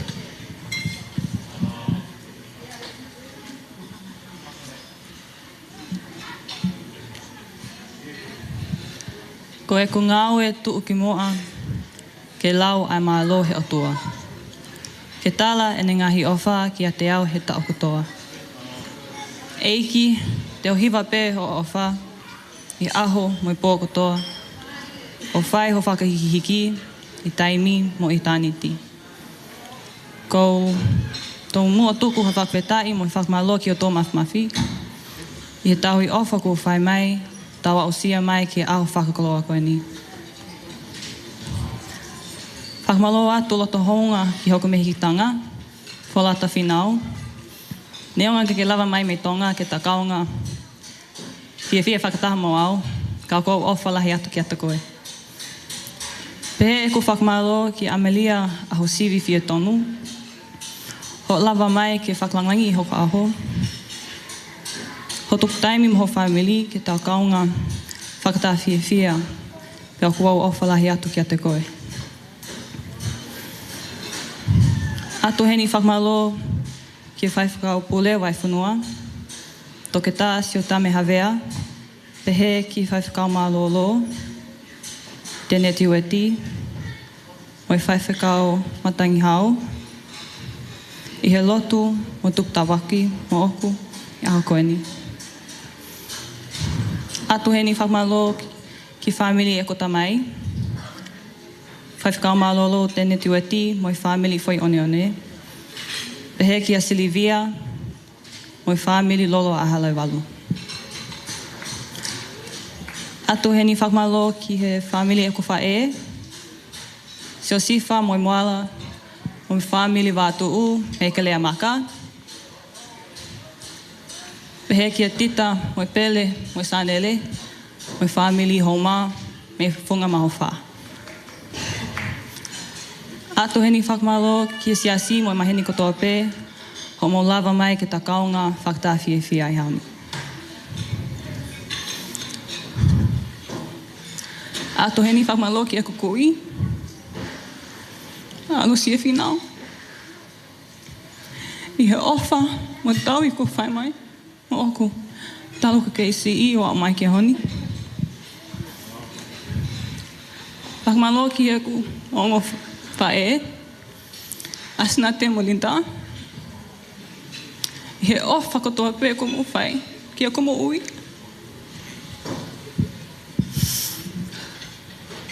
Whakmalo ma kehe ni ki heo kongo matua. I he tahui ofa, ngahi ako naki katoa. Tō anga ko mo whai ma oku, talo ko KCE o au mai ki a honi. Dad, manatua ki tei KCE. O vili taki mautolo ke ahu hiwa moi taki I poti. Pe hoko atu ho ako I mai ho mea lea trombone. Na aku manawasi e kutupa hake. Kai au sia ki tu unga a koe, Dad. Ka ahoni, Dad. Ko laka si I a koe.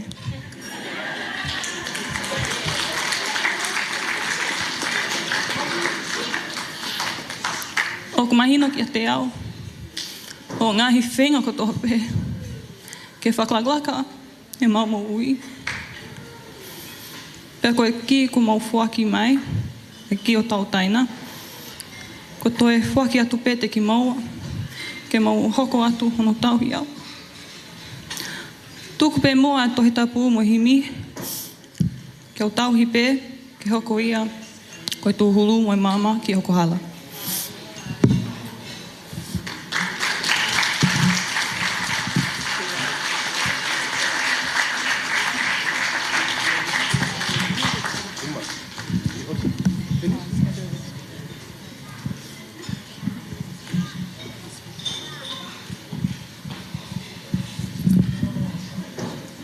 I'd just like to take this time to do a little speech in English before you guys get a bit rowdy. I would not be the woman I am today without any of you guys here. There's an old saying that comes to mind that it takes a whole village to raise a child.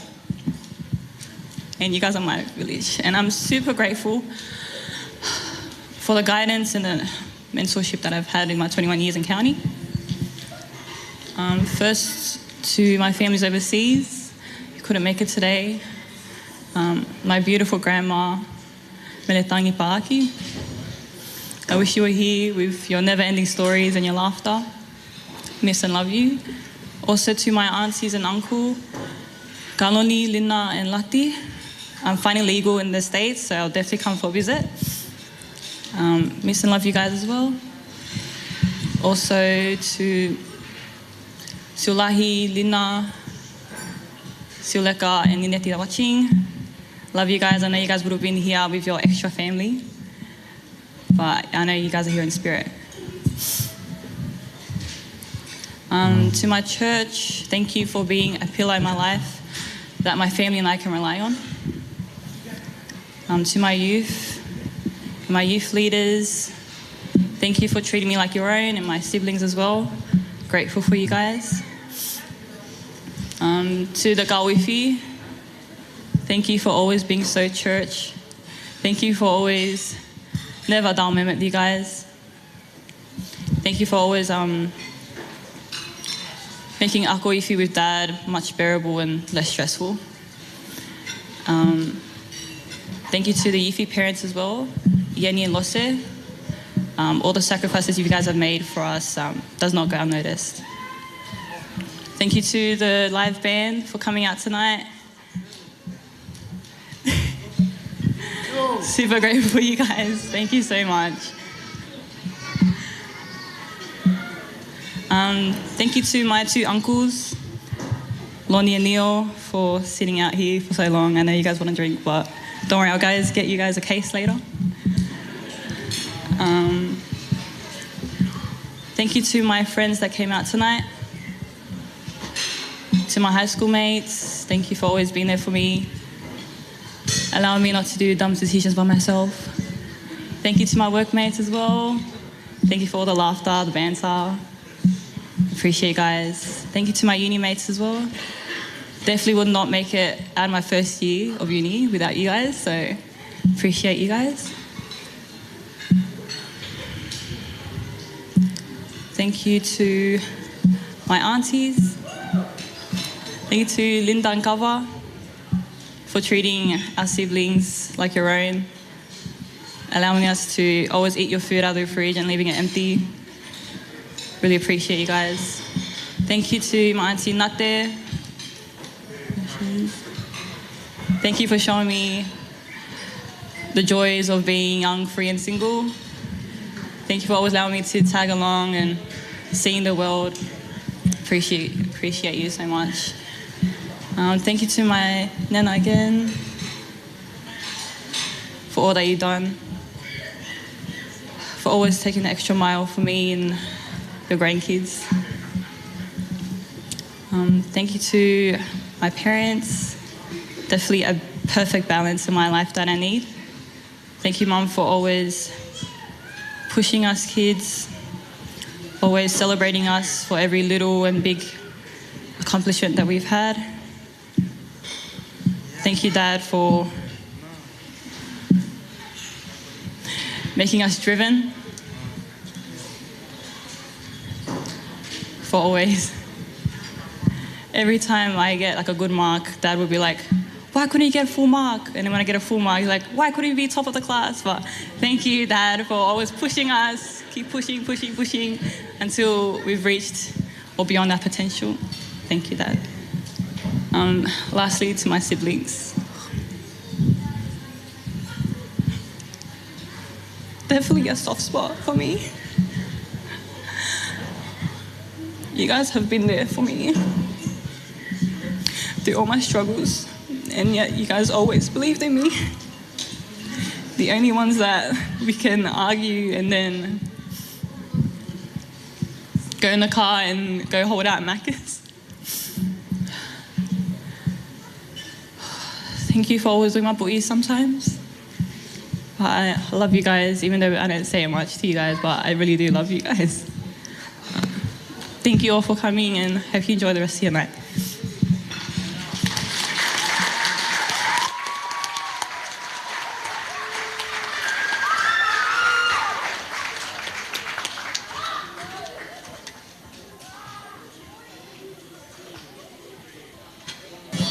Koe la vaia ai o wau whakia ki tau ataina tau mātua ki o Whiwhine Koini Angelina Fuspalapalaki. Malo au pito pia ko kore pe ki tā mea koe tau ke ki ore wapi no tā mai kore mai mei he feito ukoia ku teu ai mea tokoni tai me kunau serve ai te pire mua ke whi mao pe ke ki taimi e tau tā e tau until they finished serving the top table, then you can play the music.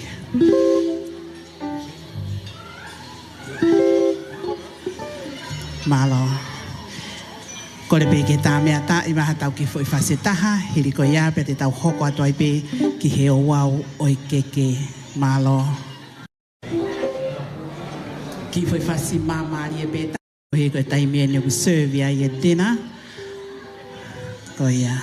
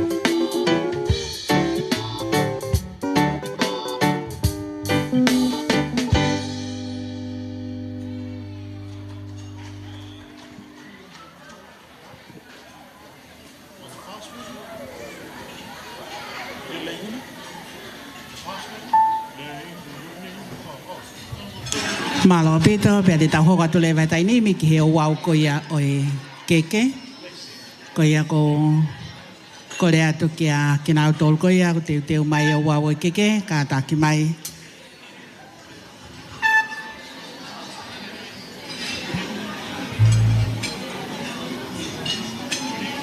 Koko he tā mea tā I mafu I whasetaha, kai teu mai ki nau tōru koe ia, whakahoko e o wau koe ia keke.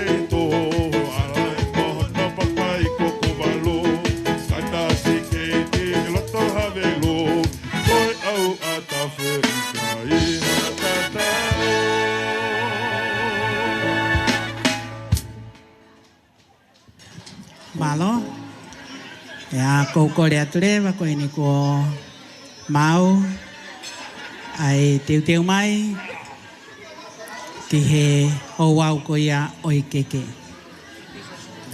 Ko le ature ni ki a to ta ko ia ku ne tutu e keke. Ka ta ki mai Angelina ka ta ki atu ki o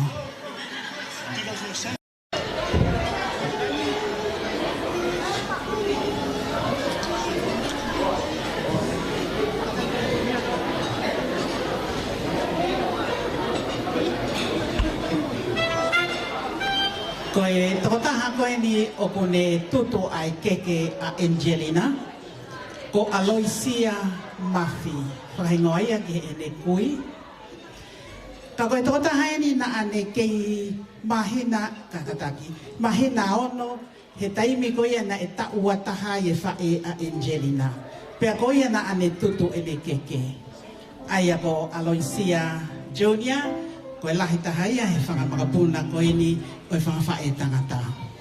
Pea koe a Angelina, Aloisia ni kune toi tutu peho o keke, te ai peke mau hano hoa. Koe a Angelina, make a wish and we hope that your wish will come true.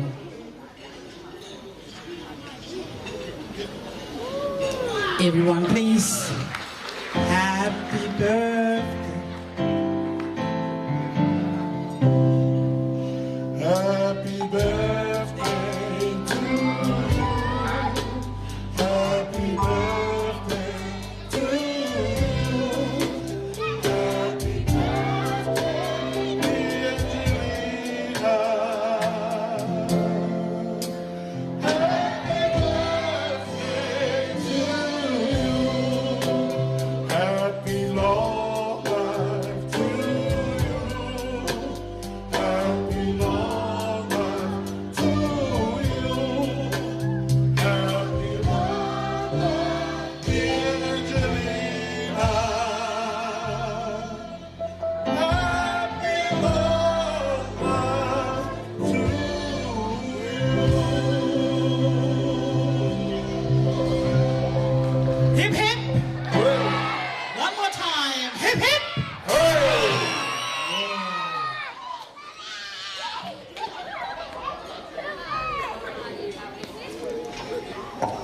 Angelina is going to cut her cake.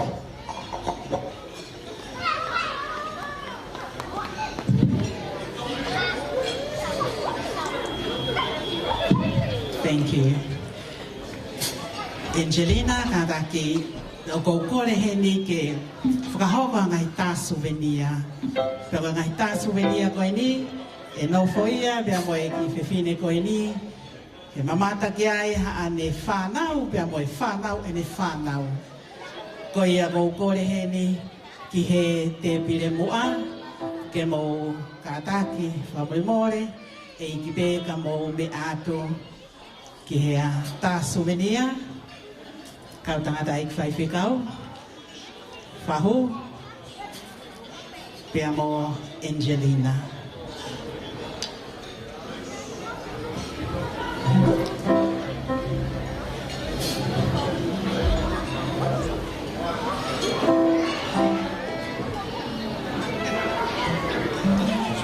Heri ko ia. Pea teu mai ai ki whamiri ko enio Angelina ngo mātua pea moe whangatokoa pea mga hitonga ane. Heri ai tā koe ni.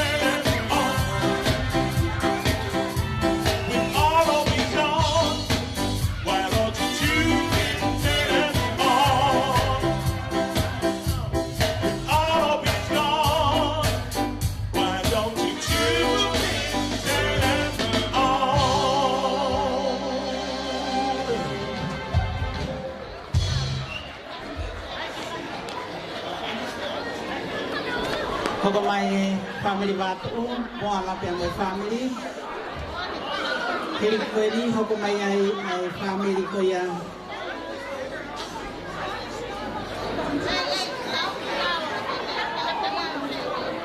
Hoko mai family ko ya kai na mai mo na ane. Hiri family ko ni mai batu.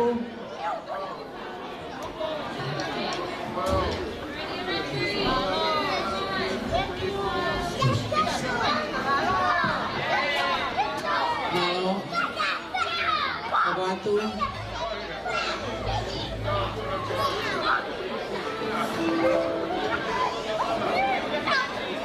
Tiap-tiap my family ko yang may hopa, ako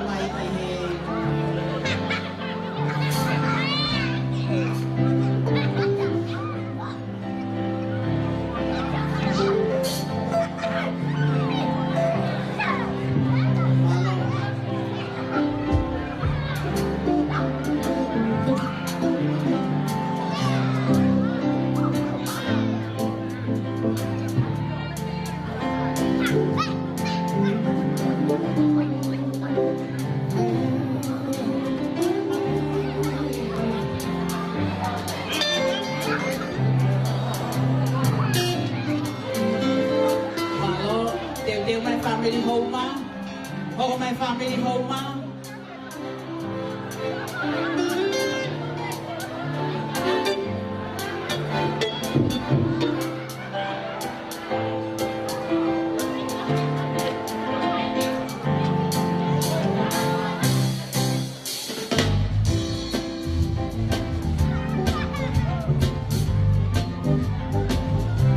Family home, kamu turun di sini.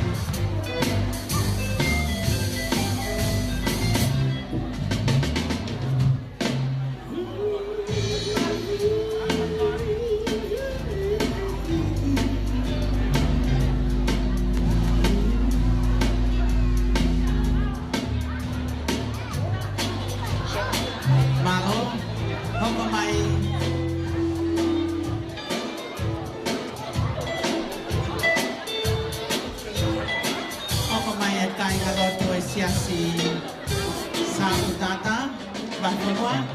Kau mai kai ngalo tu, teu mai ba mai kai ngabatu ke hoko mai hiri ko ini ai tai kai ngalo tu. Kai ngalo tu sia pure la a ko ni ku kore mai ai se tuata kada ki mai ki ai hamuta. Ko ngai ta souvenir ini no fo be moe kaunanga ko ini. Ia ia ane whanau, nau mo mata ki ai, be moe whanau, e nau whanau.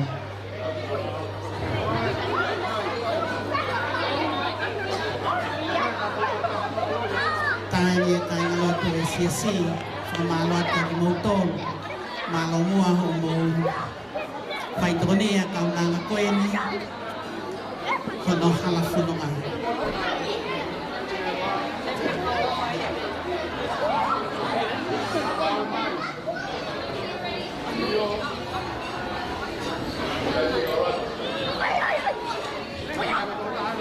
Malo.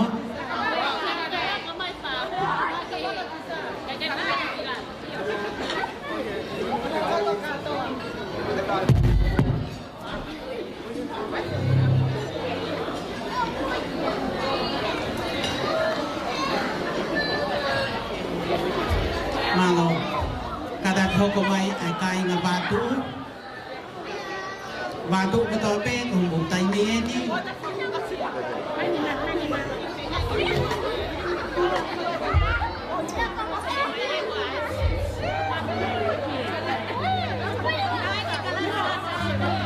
Heri ai ta ko ni kai nga mi batu.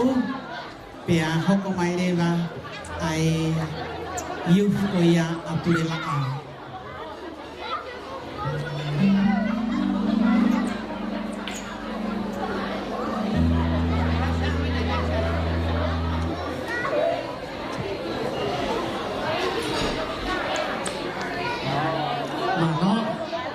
Maloat Korea tuki youth apurela a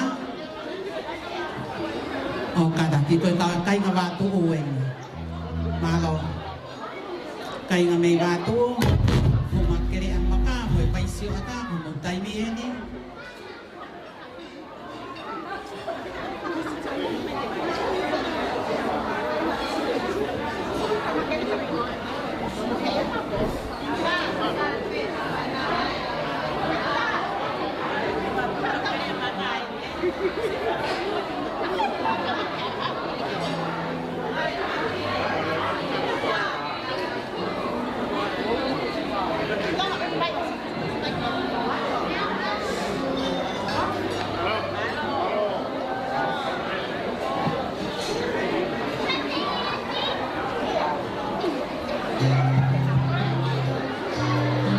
Dia mai yung kapulila ha.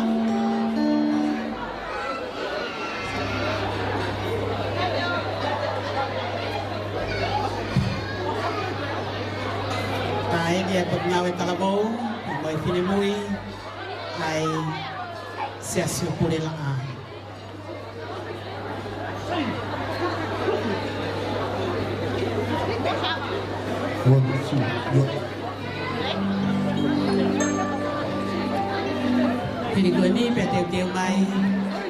After these photos, I would like to ask all Angelina's friends, school friends, uni friends, after these photos.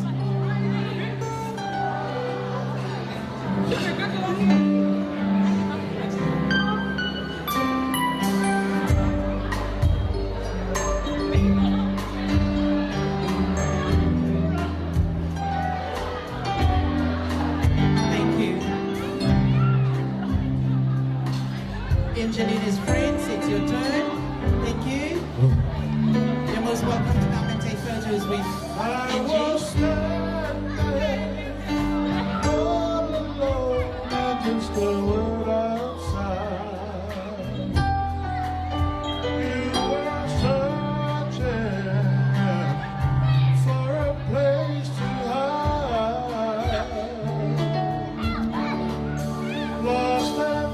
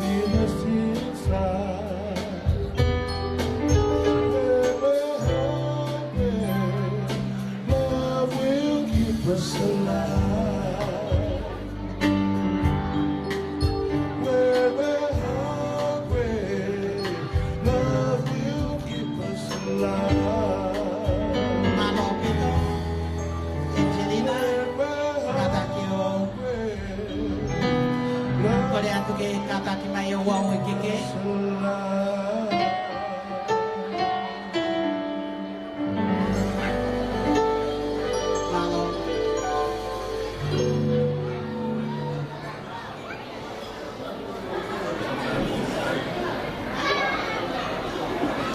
Kore atu ki he whawhae o kataki mai ki he whatongia o e o wau ko ia o e keke.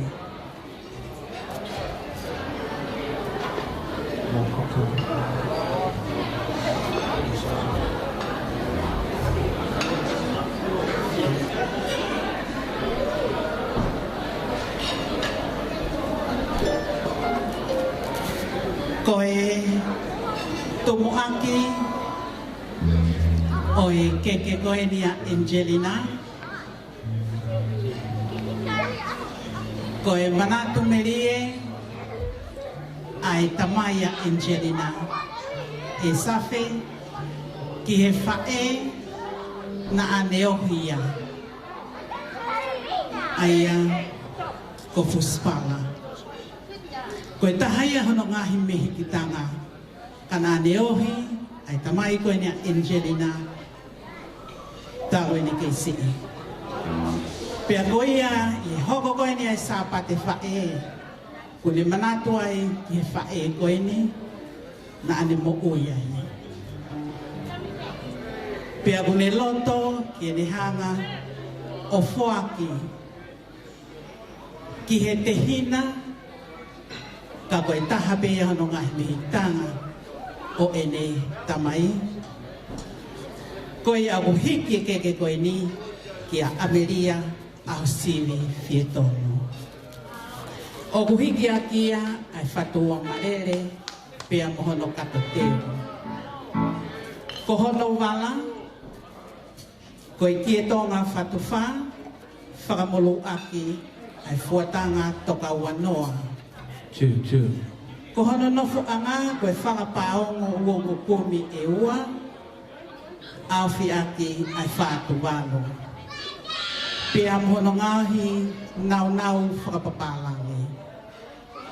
O kuhiki ia ki a Ameria au sivi fietono.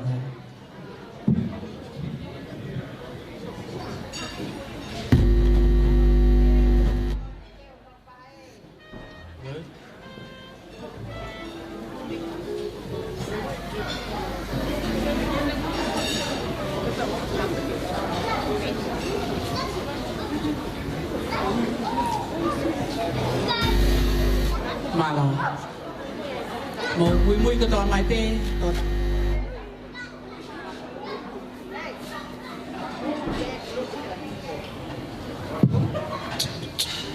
Malo ta imah ki fasi.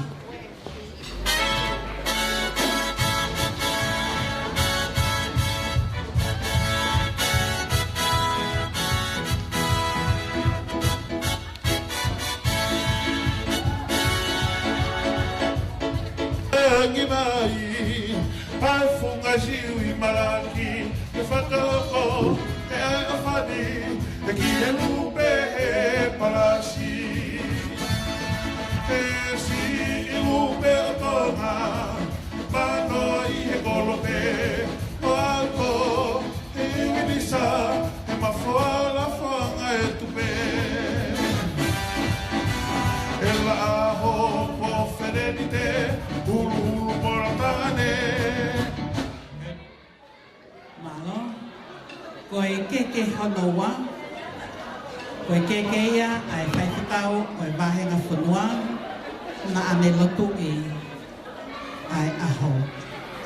O kuhiki aki ia ai kietonga whatuwha, pea mohono kato teo. Pea mohono koloa koe whalapao o wanoa, au whiaki ai whatu walo. Pea mohono umu koe sila koe tola e tahawhi. O kuhikia ki a whaiwhikau toke tā sio tame habea. Moe whamalo a Angelina e whahoko ai lotui kono aho moe tuku tā puaki kia te ia.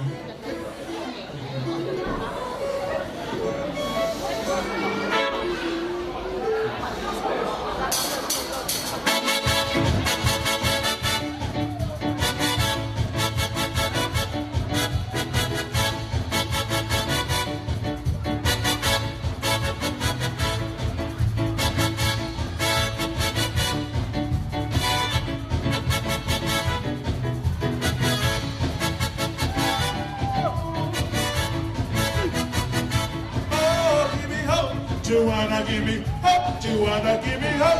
Joanna, till the morning comes, oh, give me up. Joanna, give me up. Joanna, up until the morning comes. Oh, give me up. Joanna, give me up. Joanna, give me up. Joanna, till the morning comes. Oh, give me up. Joanna, give me up. Joanna, up till the morning comes. Yeah.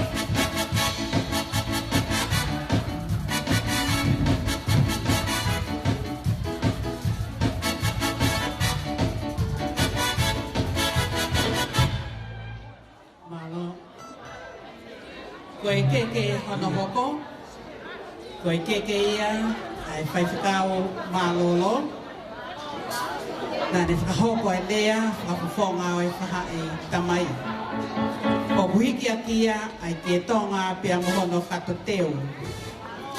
Pia mohono koloa, koe whalapao ngō wanoa, au whiaki ai fuatanga toka hongo folo. Pia mohono umu koe sila, koe tolai ni mangiau, o kuhikia kia whaiwhikau siau si tene tiweti.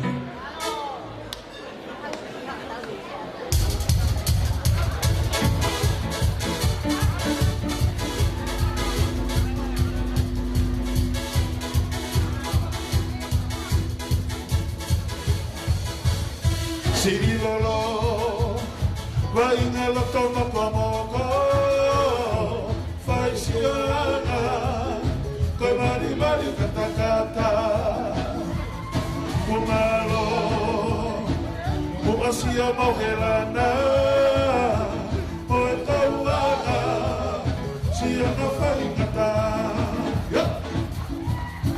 Umalo hapu afa kinelea, oe fukufa, mufiepea lolo havaeva, siana ke, menai ke ake ake.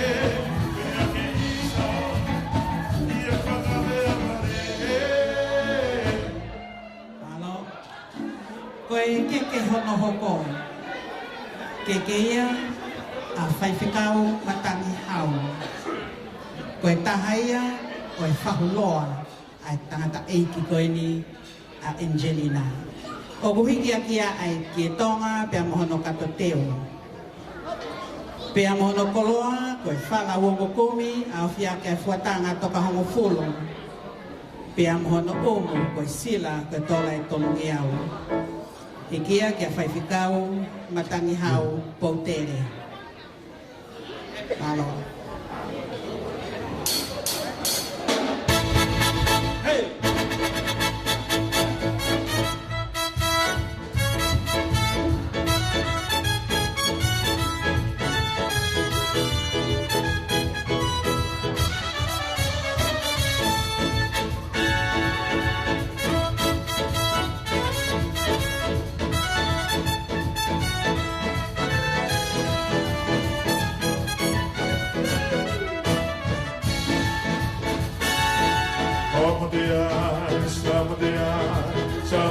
Samadea, Kabadi.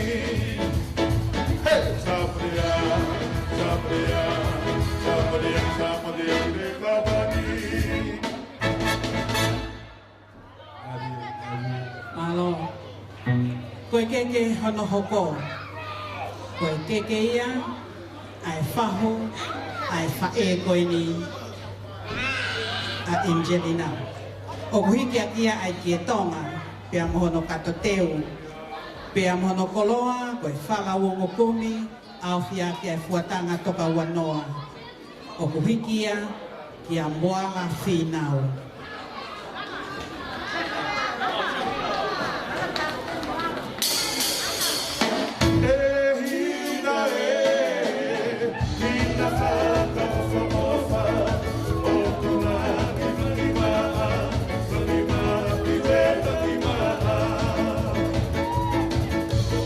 Oh,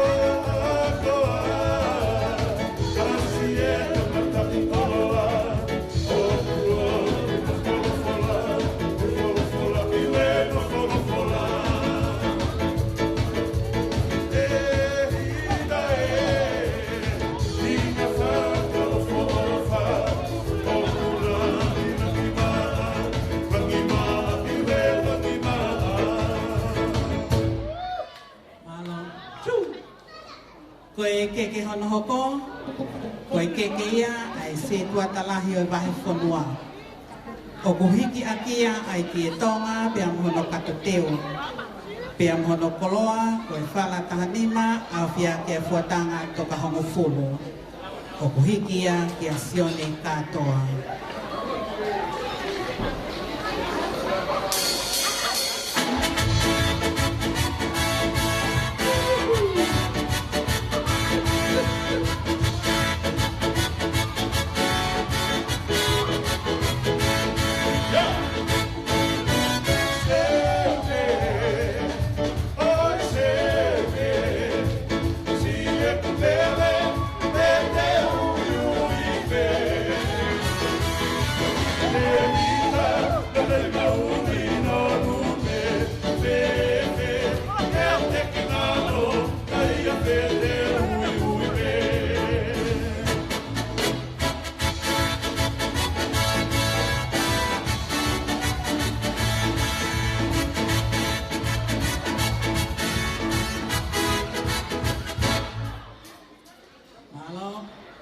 Koe keke hono hoko. Koe keke peia taha ngahi auntie a Angelina. O buhiki akia ai ki e tonga pia mohono katoteo. Pia mohono koloa koe whala tahanima au fia kia fuatanga toka hongo fulu. O buhiki ia kia mereani hoga fono.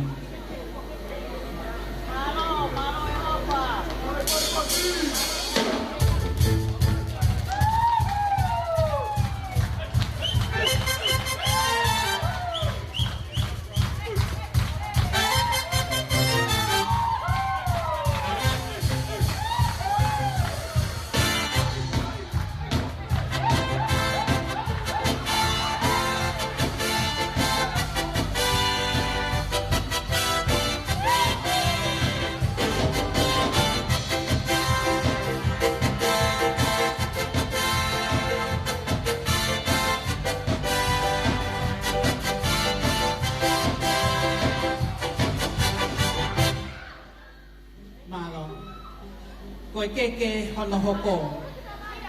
Koe keke ia ai kui oe whae koe oe tangata eiki a Angelina o kune kei mo ui ka o kune lofo i Amerika o kai kene lava mai ko mere tangi.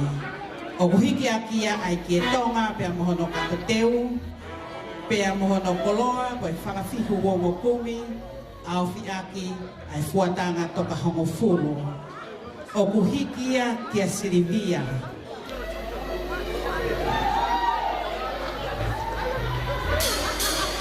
Ole, ole, ole, ole, ole, ole, ole, ole, feeling hot, hot, hot. Oh, feeling hot, hot, hot. Oh, feeling hot, hot, hot. Oh, feeling hot, hot, hot. Home section.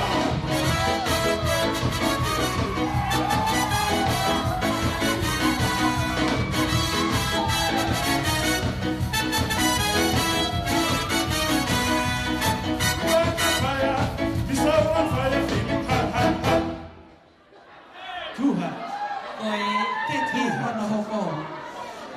Koe keke ia ai kui koe a Angelina ai a koe whae ia i ne whae ai a kei mo ui o mo kui koe ni. Hiki a kia ai ke tonga pia mohono katoteu pia mohono koloa koe whalapao mo uongo kumi au whiaki ai fuatanga toka hongo fulu. O kuhikia kia toa mahe o kunesi laupe e aloisia ko ene faeni atoa malo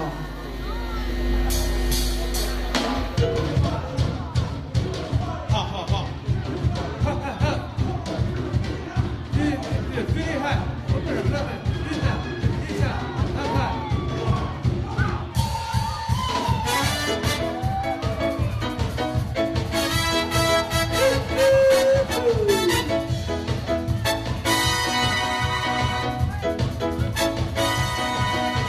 Ole, ole.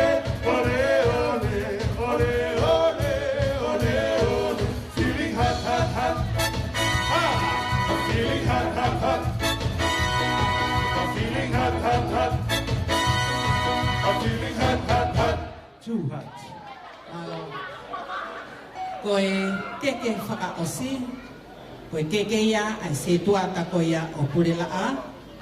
Ia kuhiki a kia ai fuatanga toka homofulu, pia mohono kie tonga.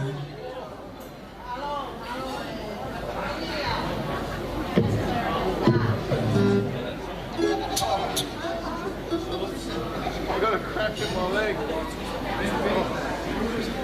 my god. Oh. But he like, I did the side of the house. Straight away, I got struck. Like lightning. I got such a kick in the arm. Doing this with a big guy, you know? They'll kick your butt.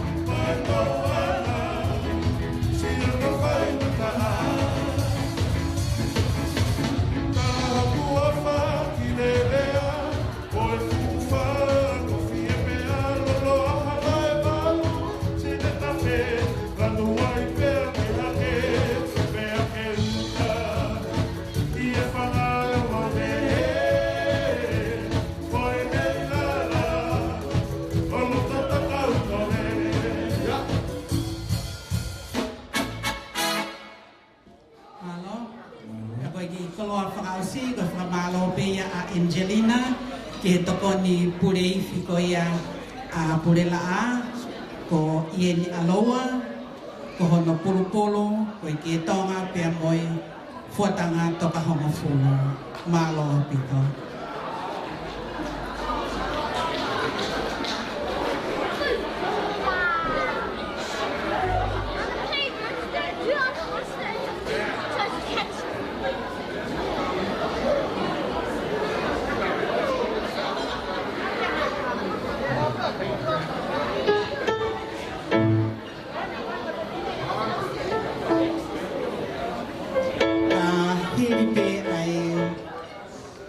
Polo ko ni fuaki ko ni pea te tau hoko atu lewa ki he tau Taimi Entertainment ka ki moka ia ko pe ke Angelina ka ta ko te teo ni ai e tau slide show lorotonga ko e tau taritari ki he kamata ko e ngai tau kolunga pa ka pau ha tau longa mafana pea whakahoko mai ke uhi ke whakahoko atu ka koe tainimi te tau hoko atu ki ki slide show e whakahoko i tainimi koe anga peo e moui mo e ai whine mui koe ni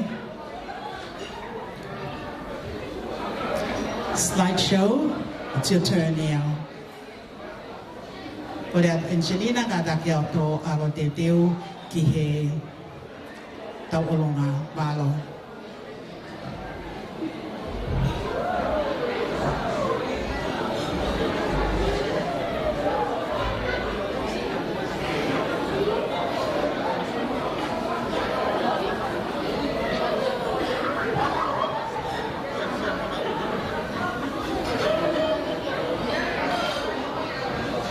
Koe slideshow e whakahoko pia mei moa, pia momoi, koe ia ku wheitu peo ki whia mamata ki ai, loro tonga ia e tau taitari ki he kamata e tau entertainment.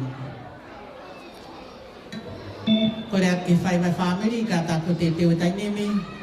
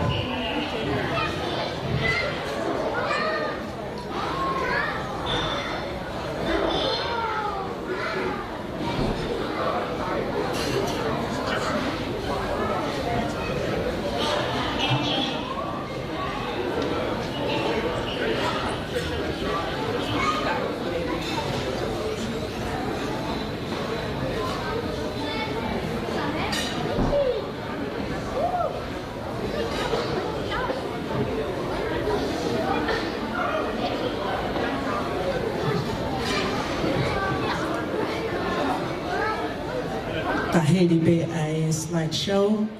Ata hoko ato ki he tau olunga. Ai whiwhine o po o nai aho, Angelina. Pea heri ko ia.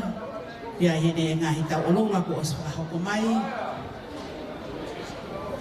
Ai a koe ngahi tau olunga en ko whakahoko mai.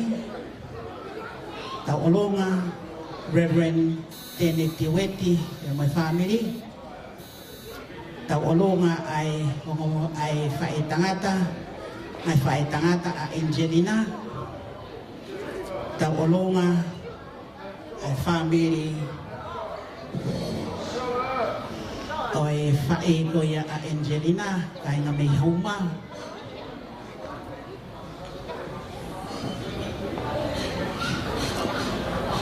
Ngai tau olunga ia ko o si whakahoko mai.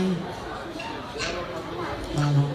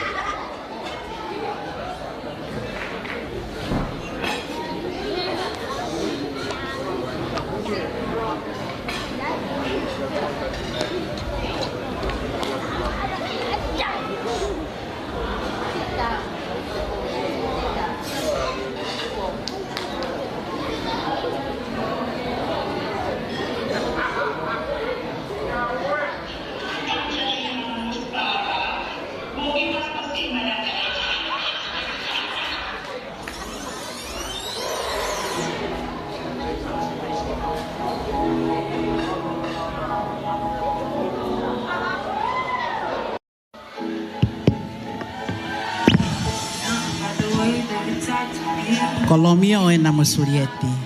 Oua.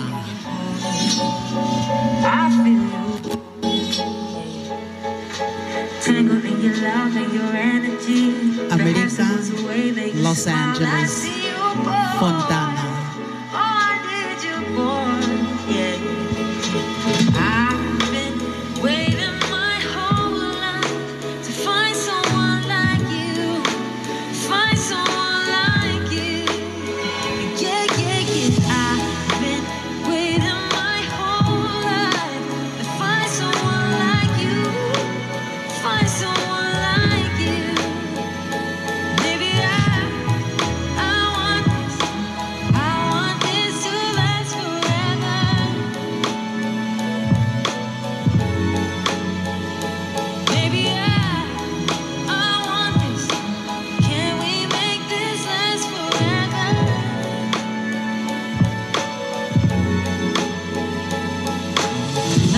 Perfect, but you're perfect to me. If you're a dream, I need you. Though we got a past, I want you. And even when it's bad, I love you. I've been waiting my whole life to find someone like you. Find someone like you.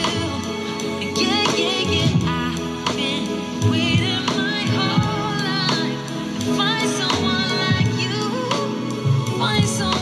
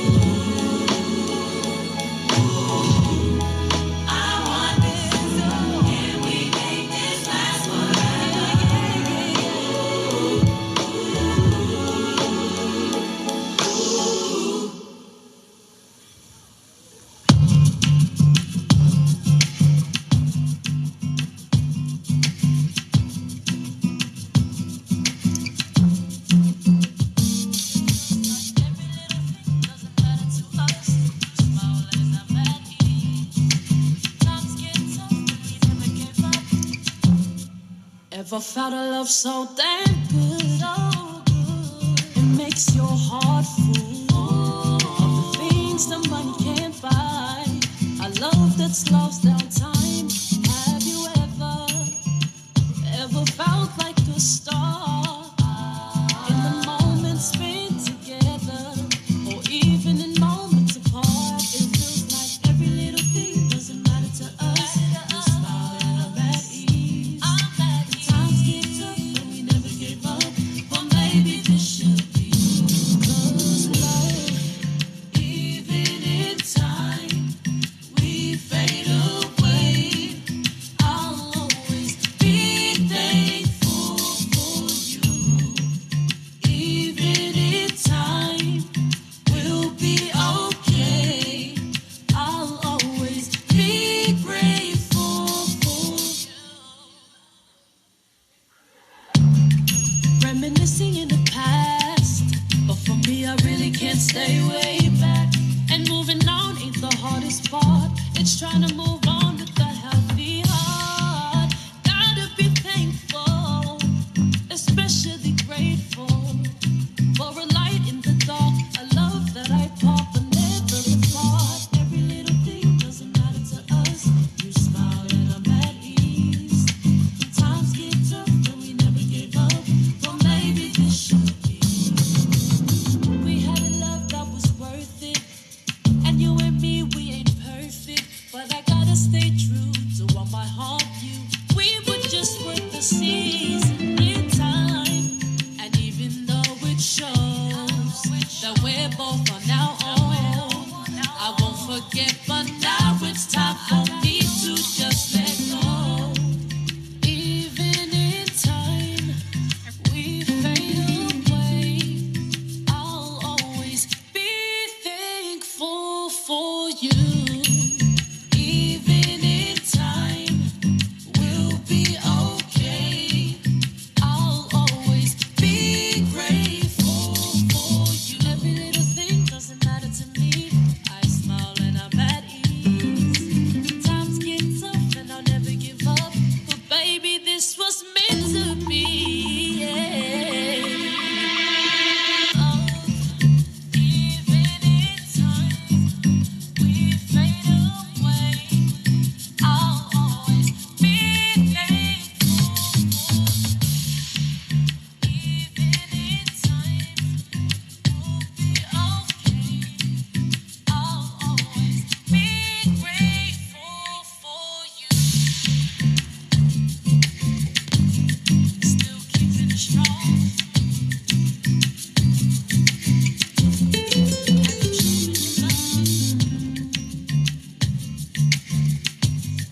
But I'll never give up.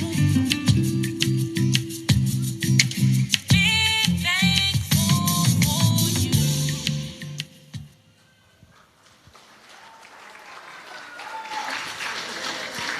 Malo pito, pia koe ki I slideshow ia, o e mo ui, ai kaunanga koe ni o kutau he nia I he whiawhini, me he e neongo mātua, o a o mai ke ahoni, kuni lolo tonga kau he potunga au e talavou, ai siasi Wesiliana tau ataina tonga e wahenga whanua Australia.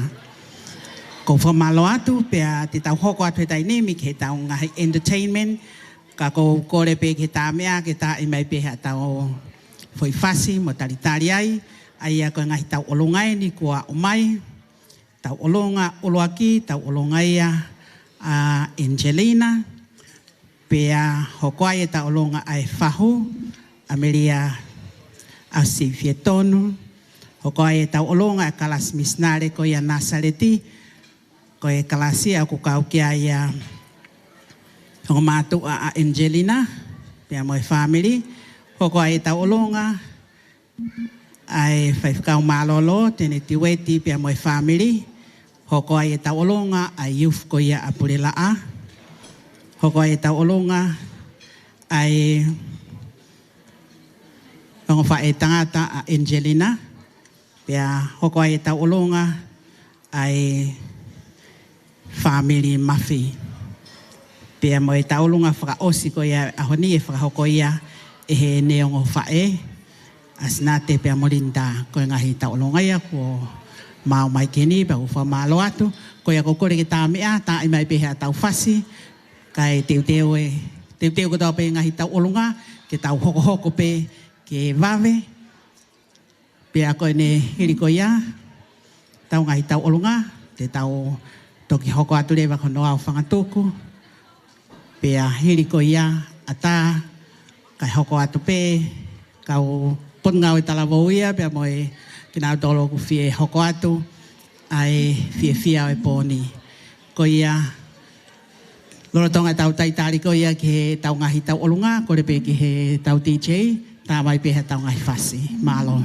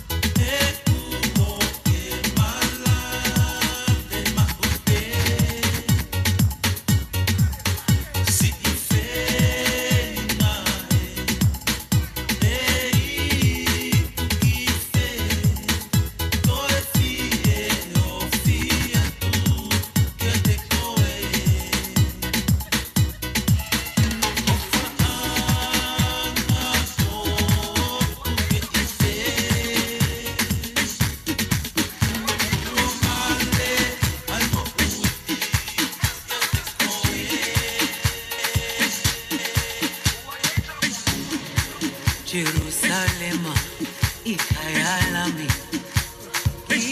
ilondoloze uhambe nami zungangishilana Jerusalema ikayalami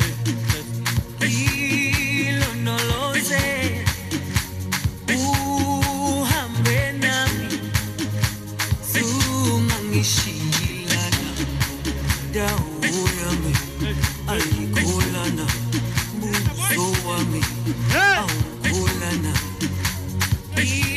ilondoloze zuhambe nami dawo yami alikolana buso wami aukolana ilondoloze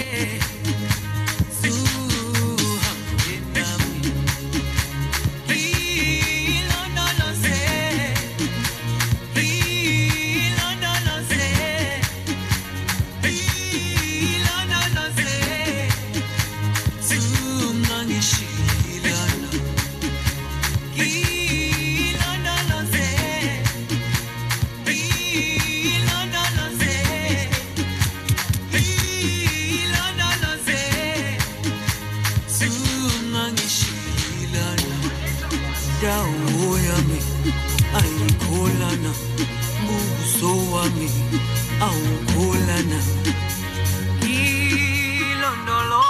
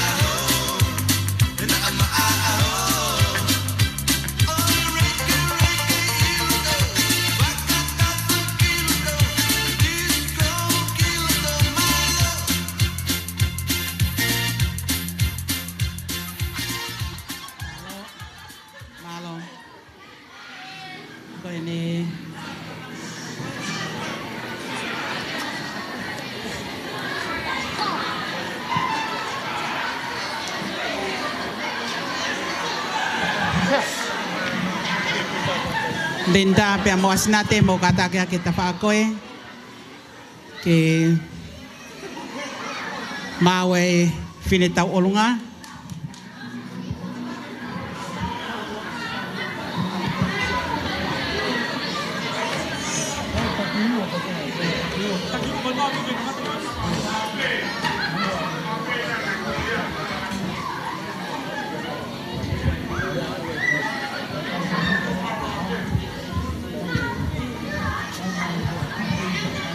Đu phở đá, đu phở đá, đu phở đá.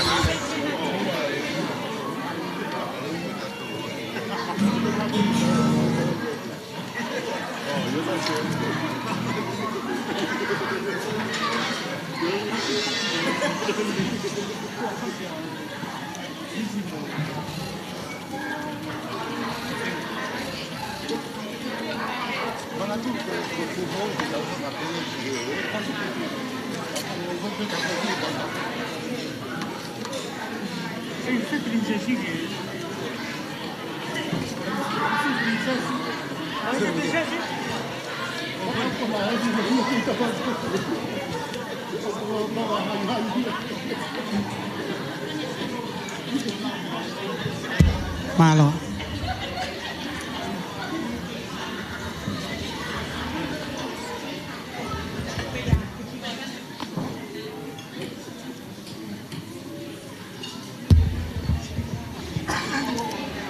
Angelina, ko mau pe pe ki kata ki mai.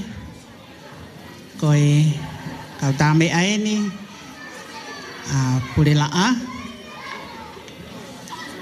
Pe koi pasi koi ni koi fa uia fa e tangata pe Angelina. Me he funga mo hoi fa.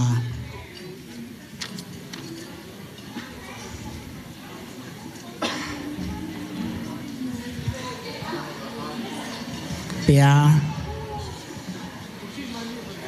whakahakaia e tuhoko kilangi. Yuma ori no masko.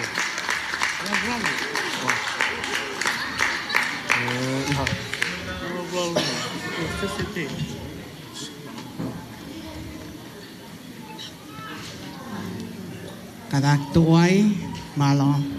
Deu, tafoki. Deu budo. Malo teo ki whakahoko atu e tau olunga.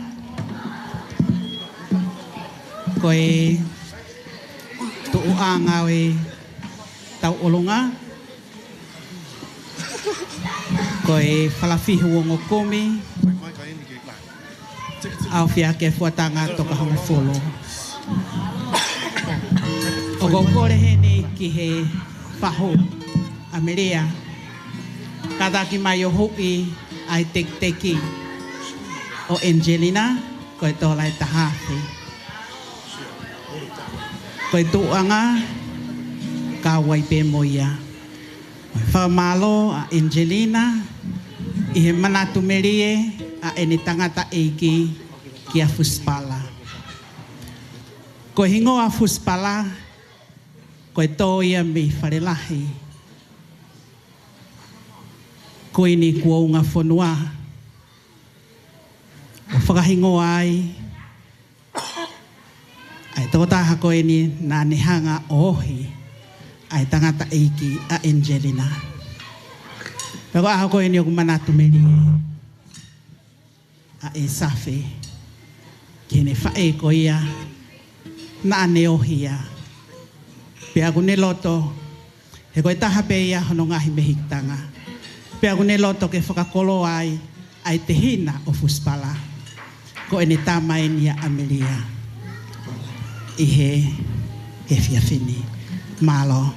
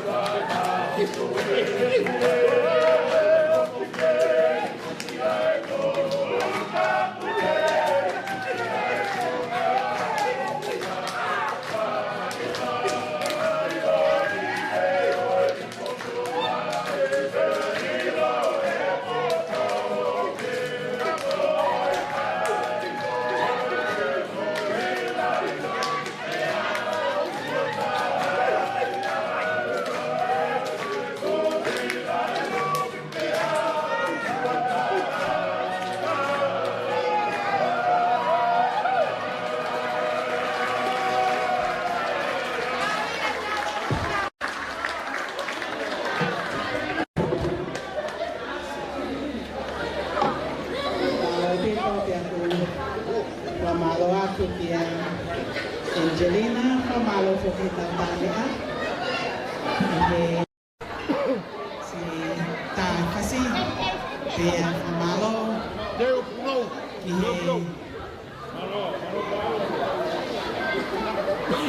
Pas ko yan ay fa may fuma mo fa.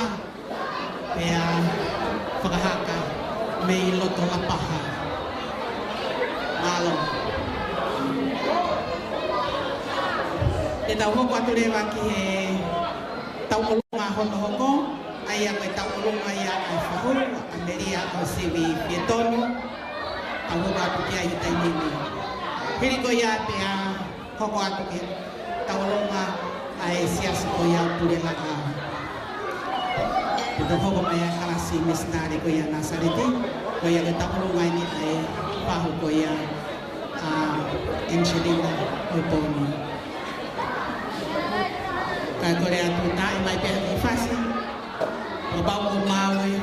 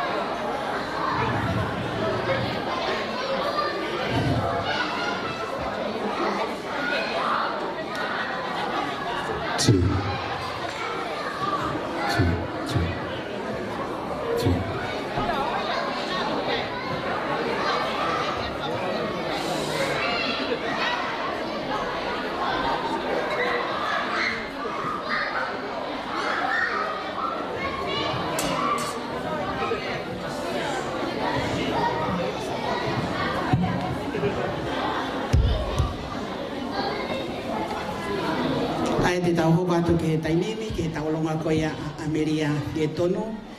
He ko ia hoko mai ia siasi ko ia sa o tata. Hoko a kalas misnare, pe hoko mai rewe tau longa whewhikau malolo, tene tiwe ki mui family. Ko ia ka ngai tau longa, ka tako teu teu ko toa pe, ko ini kulahi u tau longa ia o mau. A teu kore atu pe, tau hoko pe mua ki he elisi ko ia ko mau mai.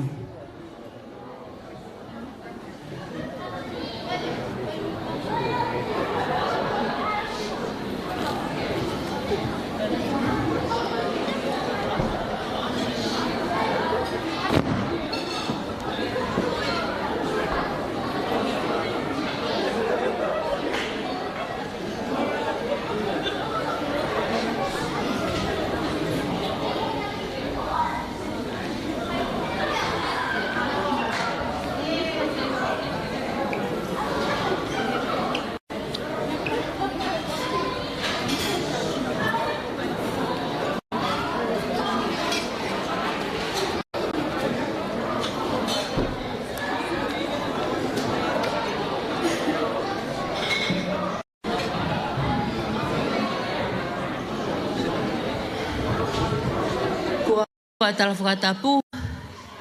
Pea kou kole ke whakamalu atu ai. O kou tu he whiawhini, mo loto whakawhetai, mo loto honga i alai.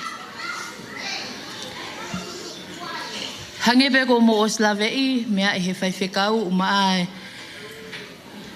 kau whaiwhekau, umaa e whanau whakamagapuna hau eike.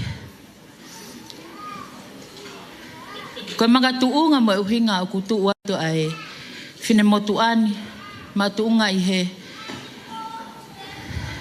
whaiwhekau ko sione siketi.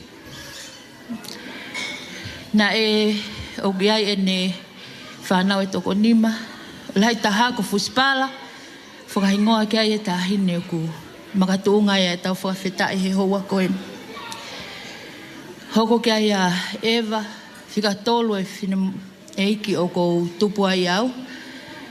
Whaas no 10 lita, Pea sisi taha ko Samsoni, pea mo hantele. Ko e tungma ke ki fai ha whakalaulau noa mo ha manatu me li e ke ko hili, ke he taimi na maututupu hake ai. Ko e anga tutupu a mau ki family, na e uho a ki pea e ofa.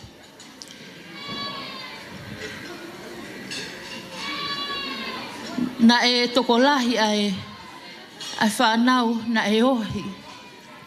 He ngai whae na maututupu ai. Pea koe whanau tangata, na nau lahi nofu pe nau toli whale. Pea ko ki mautolu le vaia, na mautu a mautolu. Na ui ki mautolu koe kau sione.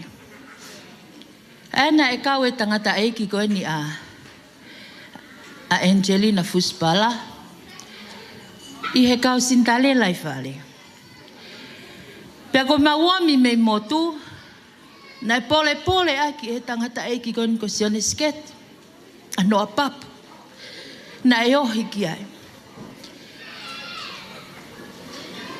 Pea, koe omi mei motu, na mau poto hei hau ki tonga tapu.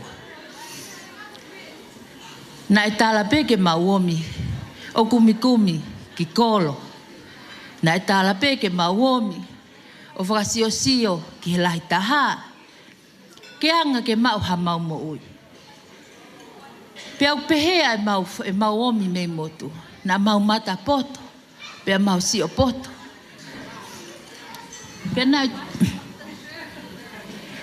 Pea koutu na e pehepe mo e hau a Esafe. Na e poto, e ne sio, e ne manako. Pea kou whakawheta i lai ki otua. He omi hawhi fine lelei, ke ne hanga whakamau luta e mau nofo. Ko e fia fini fai whekau, kou kowe sio atu pena o ki sabati whae. O kui kai peke o mol malu au ia ha taimi, o whai aha katoanga. He o kamata pe whasia, o kui kai peke o malolo au he tau olunga. Ka koe mahalo koe ospea e tau olunga koe ni, hoko atu e pea e ku tau olunga i ako. O wai e ku ofa lahi atu, ke fofonga o Fuspala. Na e ofa lahi a fusi ia Esafe. Pea o pehe pea e mauomi he fiaf koeni. Ko au pe o ku o heni, mo hoktunga ane ka ukai ke lava mai. O toko lahi ho mau family, mo mau ka ingai Amerika. Pea mahola mai pe mo Esafe ki heni uhi ngai toko lahi kakai. Kau mea nau pu ia maua, he masi isi foki. Kau mau mi pehe fiafi koe ni, kau hau pehe lele mai pehe fiafi koe ni. Kai kia ha mea mo ua. Koe au mai pehe.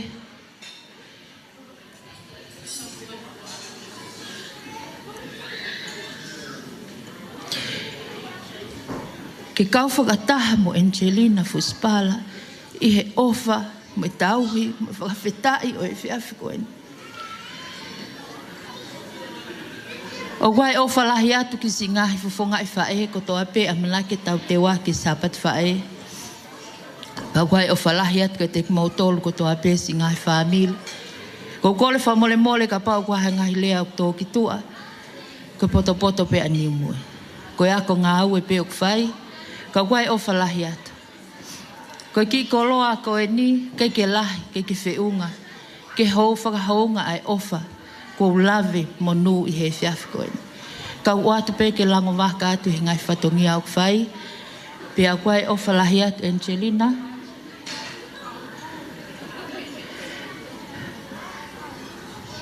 Si whauwhaua, a iwi, me ki se niti o ku mau. Ka koe pentaha pene a witou, whakaau atu, mo e ofalahi atu, mo e lotu mauai pe. E kei toko nia pe he e ki o hala whanonga i he aha koen. Ko ia pe ki lea, Pakokolet ke DJ. Ke katak mo atama ho mau fasi.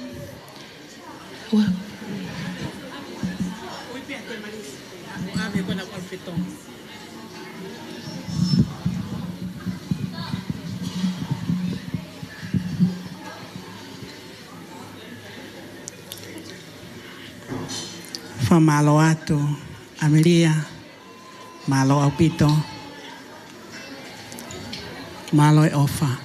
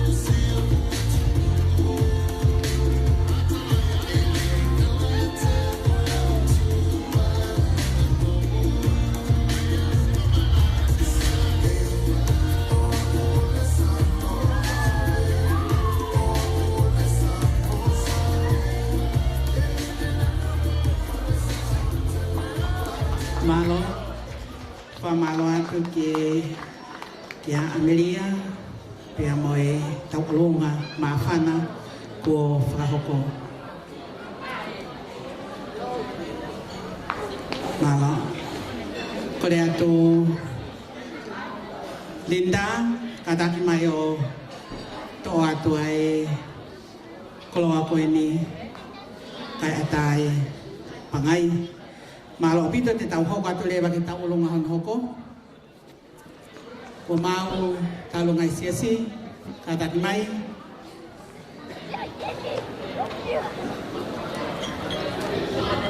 Ko kataki pio ki whakawawawe mai, toi me tau hou e taha. Ko ia, kore atu, whawawawe me tau ngai tau ulunga, ki lama katoa e ngai ofa.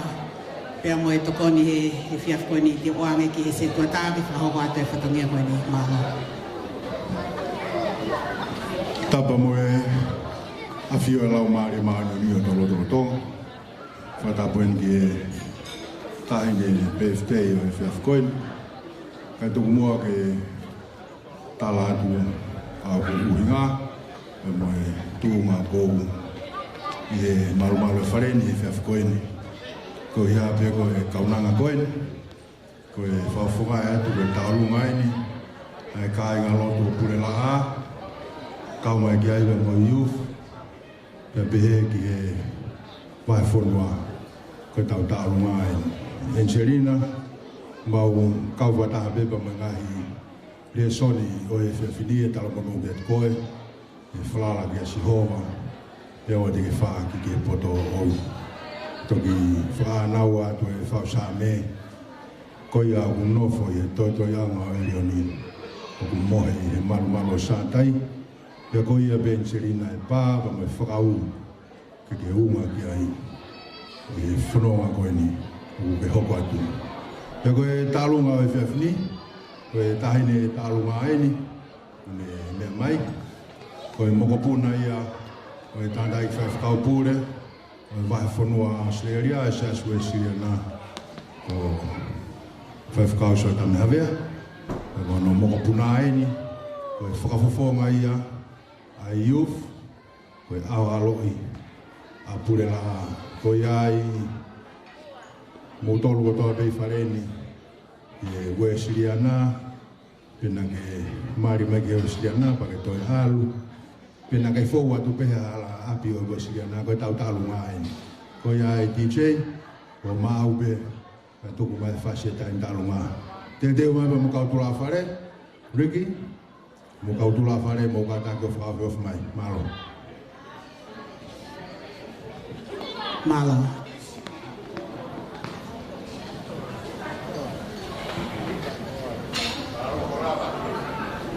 Malo, DJ, Malbe, Tugumai. Malo.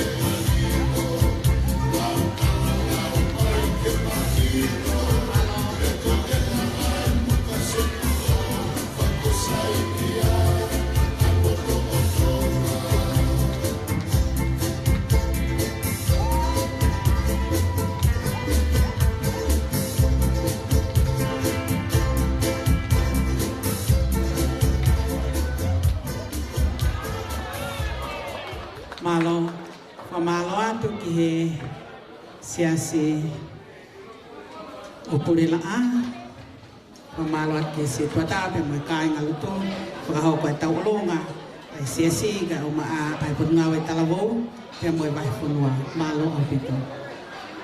Hoko ai pe kelas nisnare koe ni anasareti hoko atoi pe ai tainimi. Kore atu ke whakatage ai Linda ka taki mai whakatage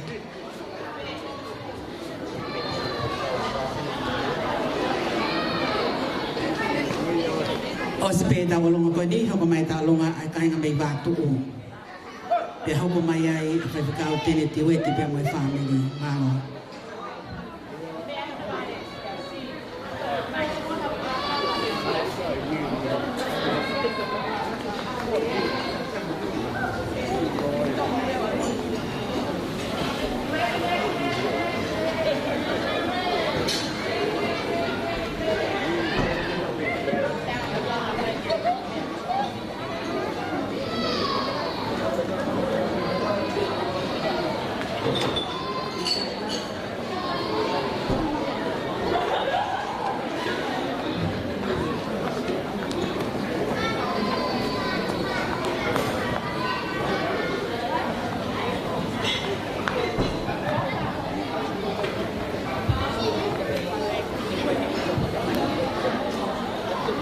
Kole bege informa malwa to be ka fa ta po sa ba fa ki ka dona ala mon gi classe missionnaire ku ka ki ai e sa fa familia sa fe be ma te mare sa be ngai classe missionnaire por la classe missionnaire na sa di fa ya to hadi family te en selina ko ya be a ma wi ko ko e ki tuanga ko kore pe ki tema ki si o tu pe fale ki aki a fare pe a go kore atu ki ta le pefte pe a me mai pe o ho ya tu te te ki mo kanana na fo ma ya tu ai kala susnare na saleti malo abito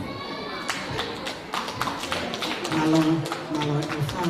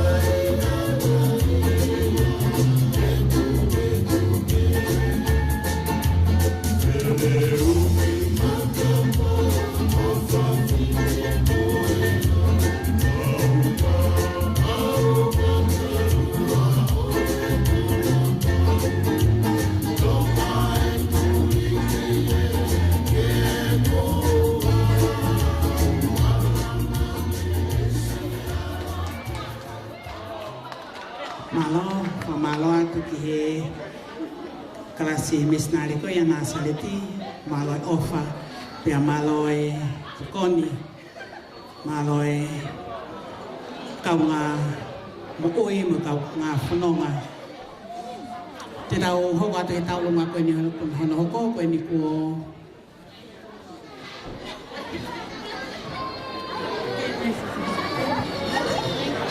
koe tau olonga e ni whaiwhikau tene ti weti pia moe family hiri ko ia te umai e tau olonga ko ia ai family kainga mei vātu o Linda ka taki mai o to o ato ai malo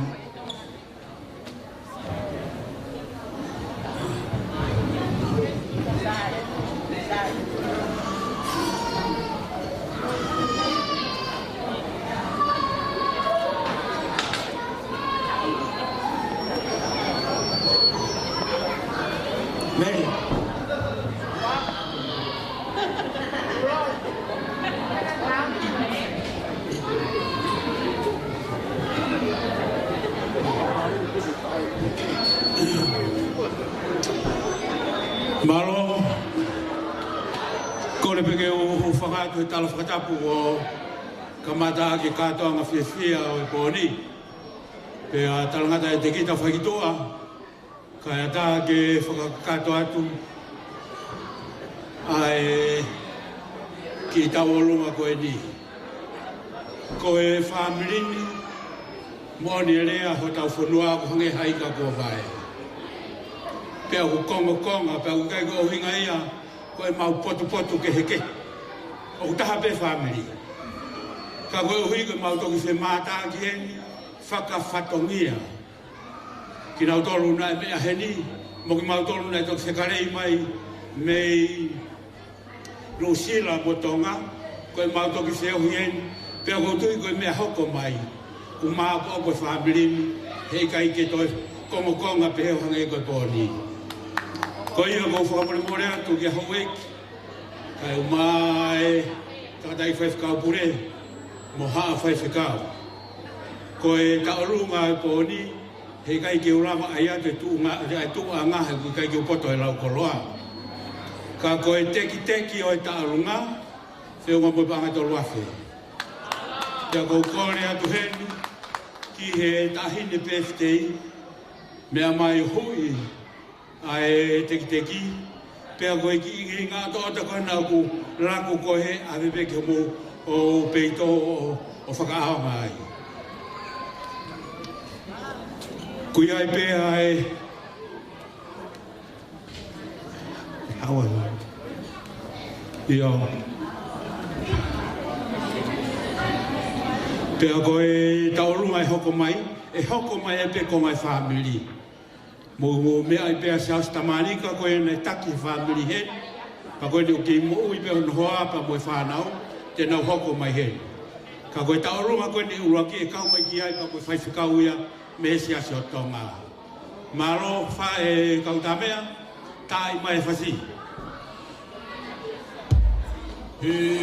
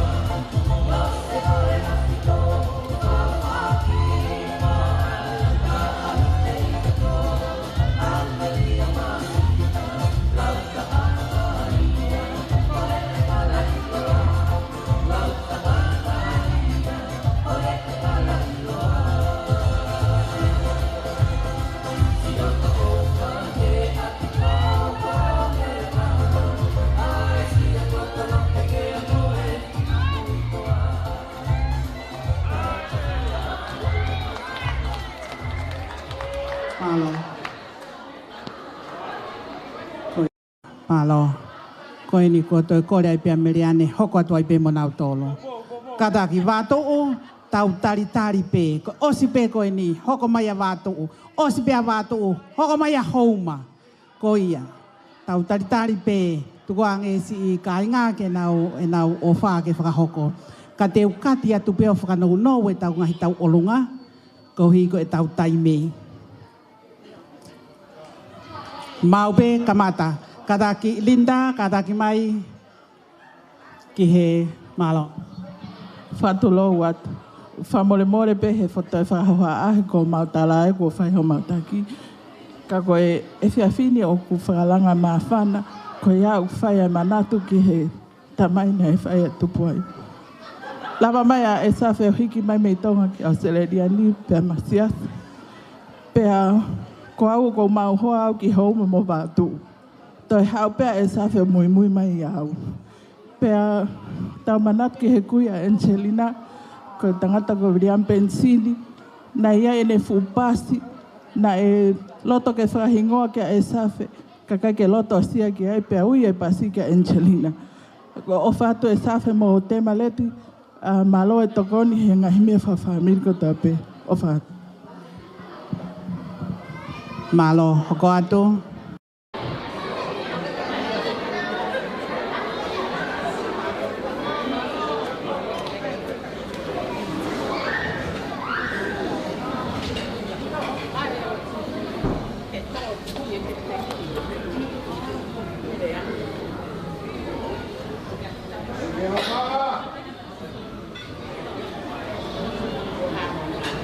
Malo, mau pe hoko atu.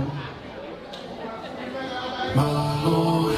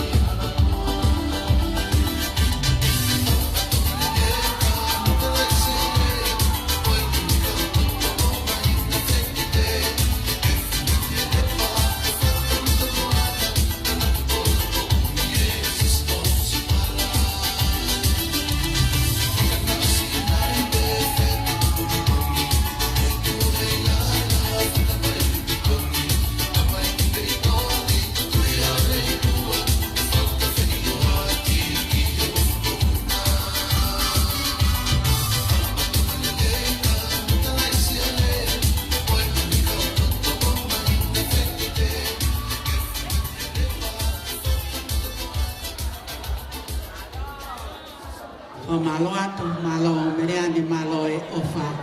E moe malo e manaki mele e. Tau hoko atu tai nemi ke tau longa honoko, tau longa ia me kai ngā koe me watu o pe te uange bekia se sewhanga ni whahoko atu malo. Ka malo atu ki MC o mai whenga maare e koe ni. Kore whamore more atu ki e kainga me ke rea maka. Hange koe whahawa asi mo i tole MC a pia pe taimi. Kore whamore more atu koe tau taarunga e taha pe. Neonga ne konga tongo fuma waru ki tau unu mai pia taha pe. Oia koe taarunga e kainga vātu o whai e whawhonga atu. Ai taarunga e taha e kui a tahine PFT a hani, mone maro, mone peki atu, a Viriam Fina. Koi a Insulina, Kuiheni a Moana, a Whana Tehina, a Wha Sione Whangia mo Aremeti Urutua, e Whahoko e Whakamia, a Kui Koe Ni, a Monpena e Kei Moui, e Wiloi, Ave i Pekapana e Kei Moui, e Kehe a Hone. Mahalo e turi katoa e whakona ki tuku, e a tafu i mautou. Ka neo moia, kore atu ki he taurunga koe nigi mo, na mai ki loto e taimini. E taurunga koe nigi whawhawhonga mai a kainga katoa koe a haukui. E a whai behe ki whanamotua koe ni e koe sisi taha e ni e whamiri. Koe rea e whamiri nas whahauka tua sene whangia, e koe whatongia anu hoko atu. Whai ate taurunga koe ni e whanau mo whamahapuna si o saia ka mele tonga whinau. E whoki e whanau mo e kāinga katoa me hapu kalaupata. E a pehe ke vātu katoa peheni, whanau mo whamahapuna katoa pureipu. E tau taurunga e ni mahalo. Koe whawhiawhia e hawani ki whanau no watu pe. Oku whatekteki atu pe ai tekteki taurunga ki ai ana wafi ni mangia. Watu pe na aonga kati koe Inselina i e whawhiawhia e ako e ni hoko si o tawa mo whima taha. A kore atu ko tona kātena i taurunga, tau whakapare e peki loto ki whanau no o whatatau ki tuku uni ai MC. Koe ki tāna o e ahoni koe whaupia taha ki motoa. Whanga uhi ki pē me ke rea matau mo e maha o walu ko ana kehe. Pe a kāhane ki tō kehe ai whāu me tā ngā ka mo mea i pē ana kehe o ki taka alu kehe pe taimi rahi. Ko ia kei te whaloloa kore tau tā mea ka hoko mai ai tāu ngā ka hoka te tau whawhiawhia mālo. Ko malo atu ke kainga me vātu malo o pito, malo ofa.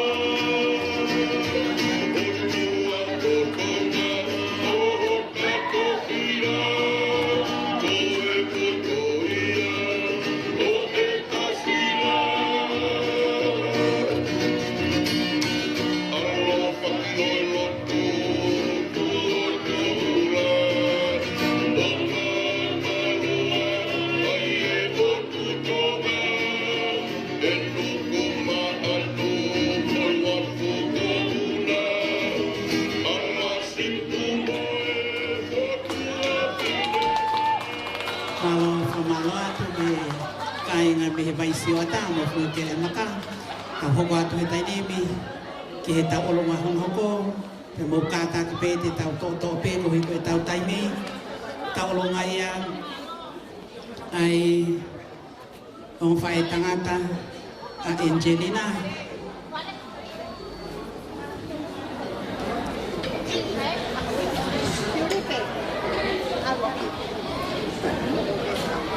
mau pe kaka ki mai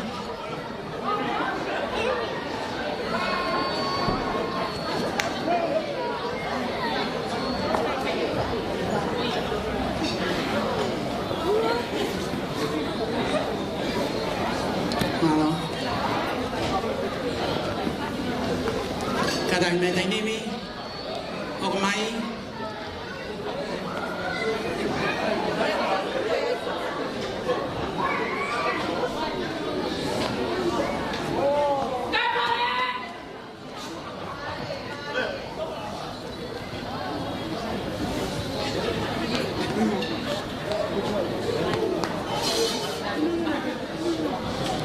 malo pito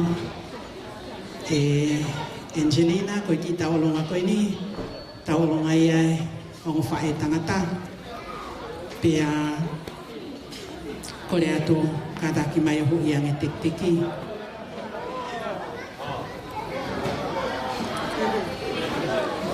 ko e o fa e huki loni o fa e huki hu ia i pe pia mo mo teunga hu ia i pe tu mai ke tu la fare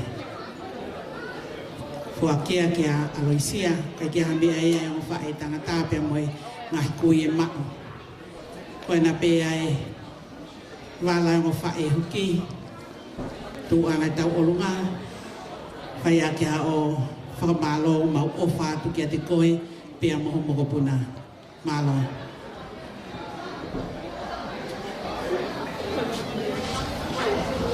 mau peta mai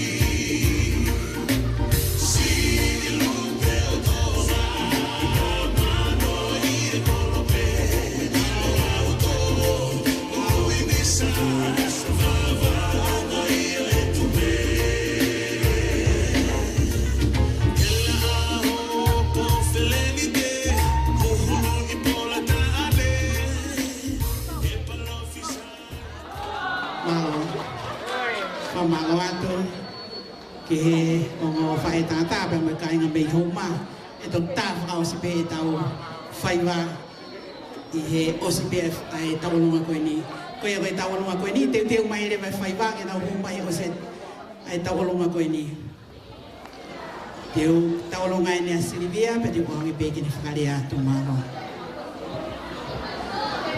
ko kole be no ke u fakati ngai fakatapu kata mo ambo tire motua masivani ke fakahoko watu ki fatogiani ko fatongia ko ni taulunga ko ni taulunga ia ngahi fae e safe atu pe mo ke foka hoko atu tu kunga mo e safe ngahi taha e fae si e fae e safe ka ko ku hilo a ko Silvia fai vai lo manu Ako, tia i aho koe ni. En Serina, i hoko sia ho aho whaere i koe. Koe ne ki tau lunga, me whamili, ngahi whaea e sa whe. E neo ngō kui kai ke rama mai, me hikitanga, whaolata, kalaki, whinau. Te mo tani, pe mo whamili me Amerika. O mau i heni ke whakanga kato, a whatongi ani. Neo ngō e mau masiwa. Koe teke o ngā whiri mātu ani ko pānga e tahawhi. Pa kou kore atu, o mea atu, mo lava atu ki heka i Serina ke ne hui o mo teke i ka mo toki lava mai ki he o whai tau. Pa kou kore atu heri ki he. Ko ongo ki whiri mātu a koe ni ko e Serina, o ki tamako ki whangatuko ua pēna me whunga anau ku. O ki whawhongai atu, ai whasi o whunga anau ku, e ongo ki tamai ki wani. E manatu ofa ki ngai whae. A koi ai o kou kore atu, ka inga kotoa o tu motu lalo, o waka, matamaka, lape, monoa papu, ka tangi ko tau taimi eni. Whunga anau ku ia, ka mo mea mai, ai whai ate o ki tamai ki. O e whasi pēni, pe mehe whunga anau ku o mātanga.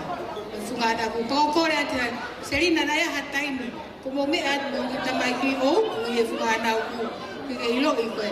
Anga ia e whanonga o whai mai. Koe whunga anau ku koe mātanga ia o tūri.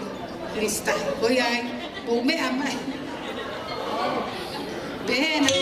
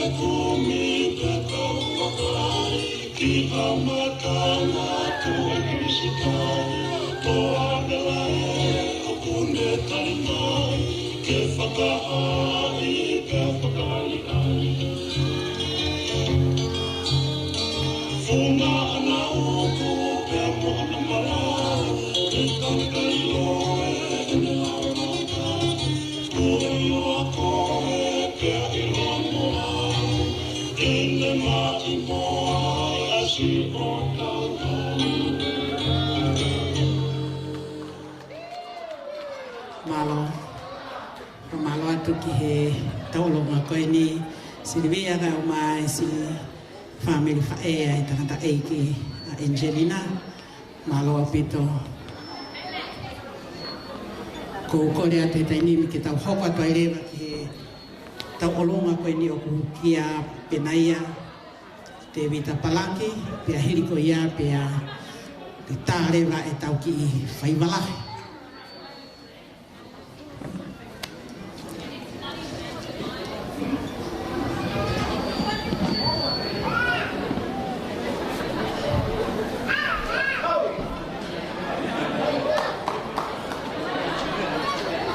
kai ke mua mai atape malo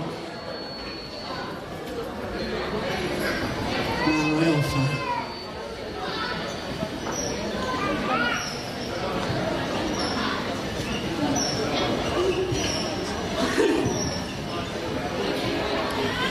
kori e whatulo mua ke hangatanga.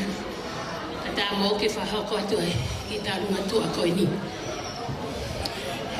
Kai ne Selina, e urere mai peo whakotua i mui o whakarongo mai. Koe haha o tūtun, kai ka mea mo oa. Koe whafofonga atu e tarunga. E tarunga masiva koe ni a pena ia. Whafofonga atu pe e ne kui. Te vita ke mai mono ki tua whewhine teisi. Ko kore atu mua ka te marisi. Whae ke mea mai o to atu mua e teki. Te vita ke mai. A o ngāti ki a koe, whai whatongi au ke whai. Ko loa tuki loto. I loto holo. Ko re atu ke tuku atu pe mua ia i o peitau te marisi. A o ngā ke holo holo ai e tahini koe Selina. Kai kia mea moa, te tipanga ta hafi. Ko re atu ke tamai mua hawhasi. Kai kia mea mao e tarunga masiva koe ni koe a pe malo. O malo atu, malo moe ofa. Kia talunga pinaya, te vita, pia moe family.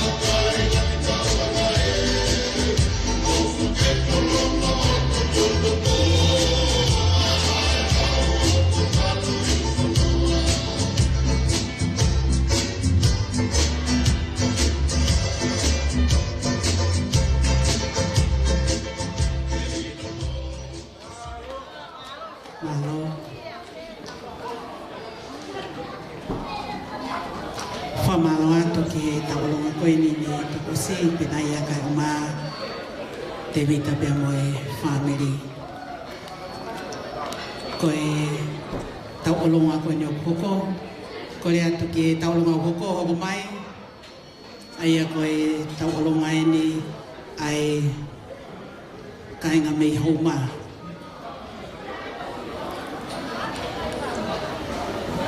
E Angelina. Mo karaki o lava mai ki loto.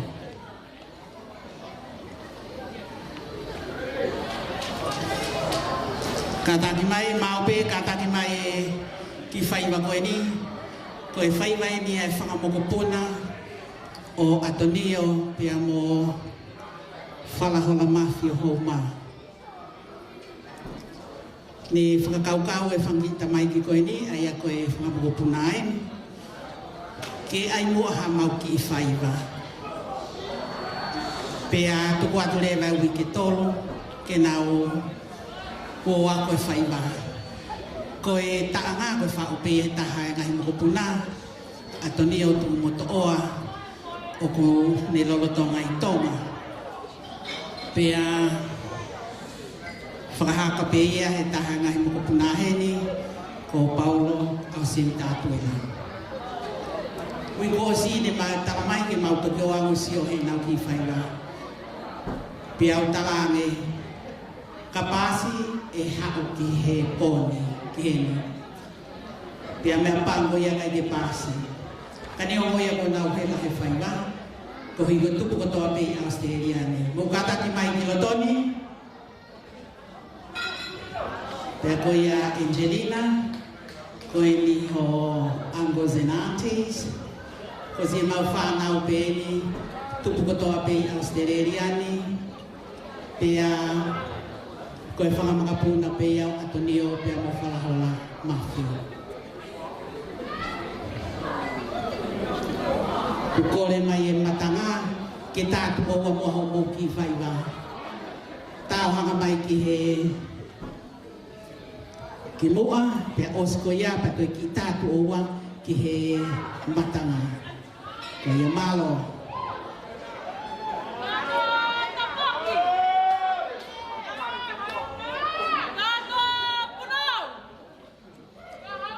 Angelina kata ki ato kataki mai polo ho e Angelina ho e pare whaiwa ko te ki e whaiwa ko e paanga e tahafe ai a ko e ta olonga e ni ai ngā te hina ko ia o Aloisia malo ko si mau whanau pe ni mau pe kamata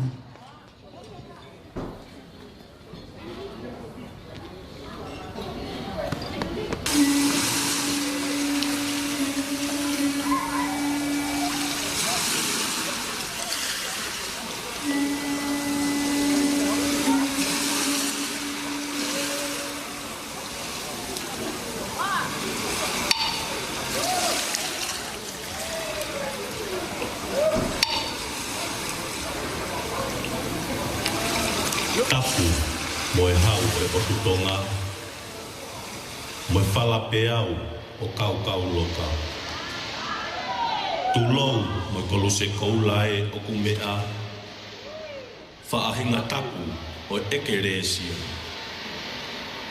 Ofa ke ngofua pea ofa ke ata, he koe ahoe o ware ia tama. He sia kakala he kari whawhana, o tua motonga ko hoku towhia. Hiumiri tasi o maftoptap, tū ke tau whaiwa.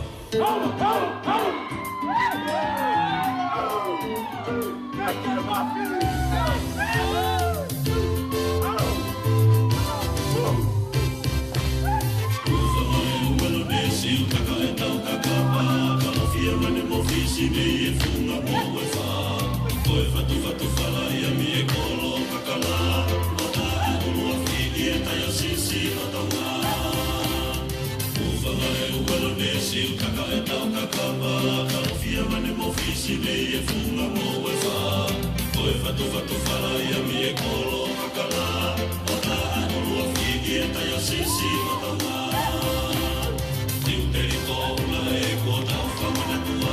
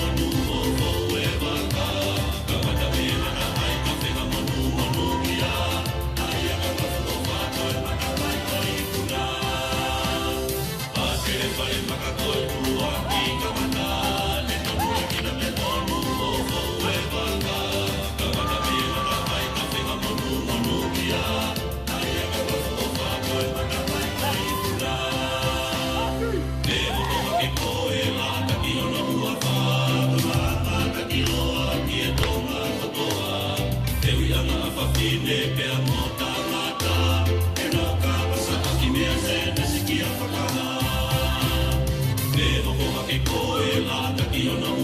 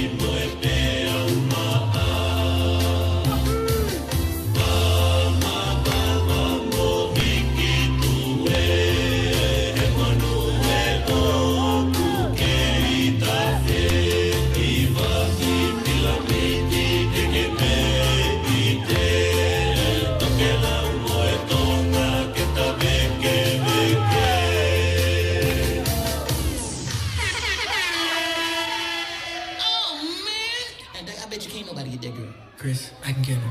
Can't get that girl. Mike, I guarantee you can't get that girl. Watch me get that girl. I bet you never land. You can't. I can get her. All right, come on in. Come on. Watch. Oh yeah, let's take a trip. Just sit back and light a split with this and don't slip on the f***ing road track. Jump right, strapped with the fat booty sack in a 7-8 black lane. Gangsta-lean, gangsta-lean, I got cream. Gangsta-lean, I got cream. Gangsta-lean, I got cream. When I serve clubs, like it ain't open.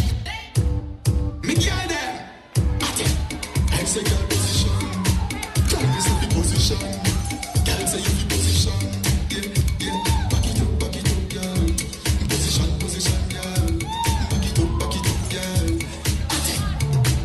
Alright. I'm on as a bedroom bully. Bedroom bully for the girl pick it. I'm on as a bedroom bully. Bedroom bully for the girl pick it. Built up girl is man a bedroom bully. Bedroom bully for the girl pick it. I'm on as a bedroom bully. Every girl is tell the girl them. Wine and cock up, girl, wine and cock up. You know the dance hall, girl, wine and cock up.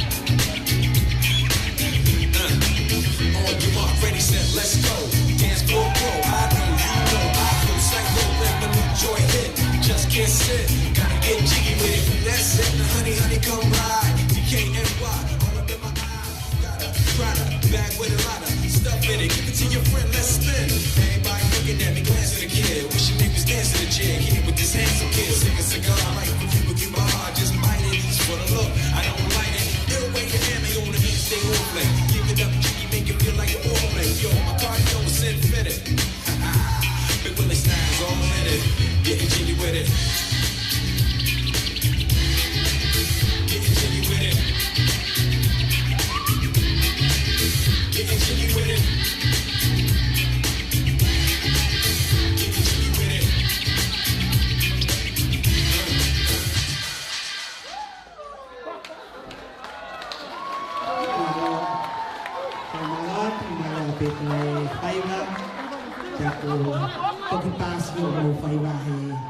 e fia fini.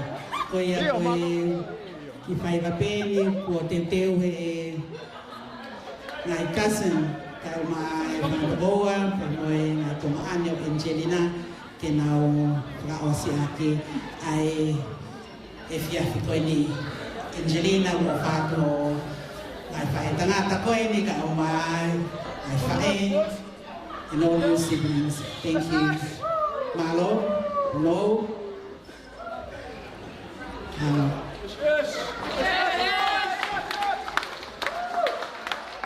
tau hoko atu ki he tau olunga whakaosi ko ia o e ahami ai ane kore mai pea e o whae koeni ai si o whae ia a Angelina asnate pea mo Linda ke tupe ke na whaosi ai whiwinanga o e whiawhini a kanaki tau olunga Mape, asnate pia mo Linda, pia mo Katakimai.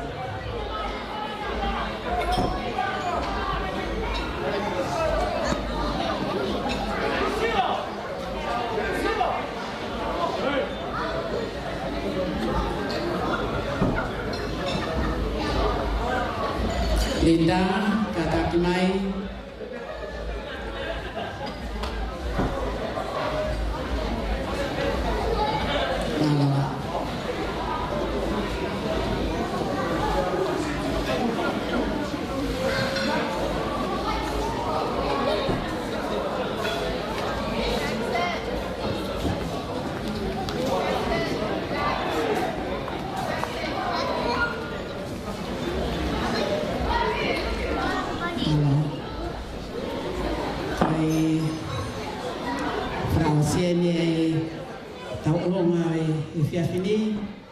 Angelina koe mi ho o whae ko nā loto pe ke whai haki tawolonga whakawasi aki pia moena o whalahe ki a te koe koe tek ke tawolonga koe tola ni mawhi ko rea to pe ka ke ato hui e teki ki a Angelina pia toki tā mai re maho mo whasi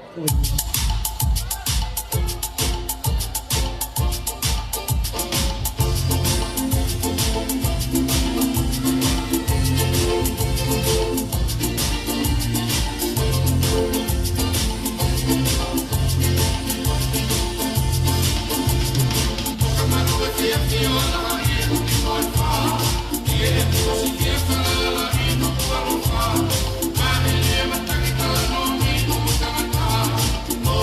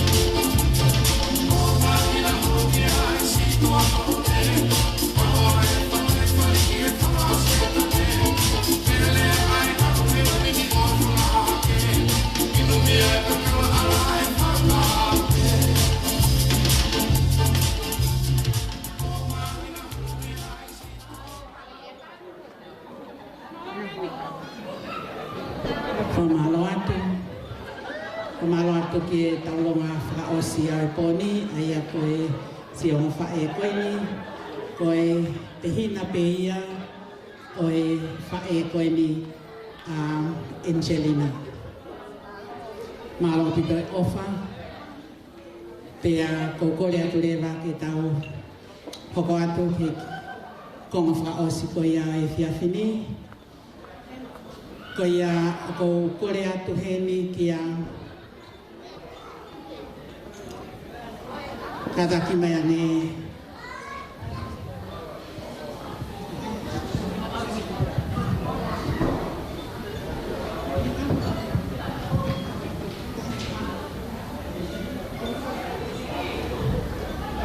sai te ukore ke ki tahini koe ni kene kadaki o aloto o mai ane puha koe ni o kuhiri hi te pile.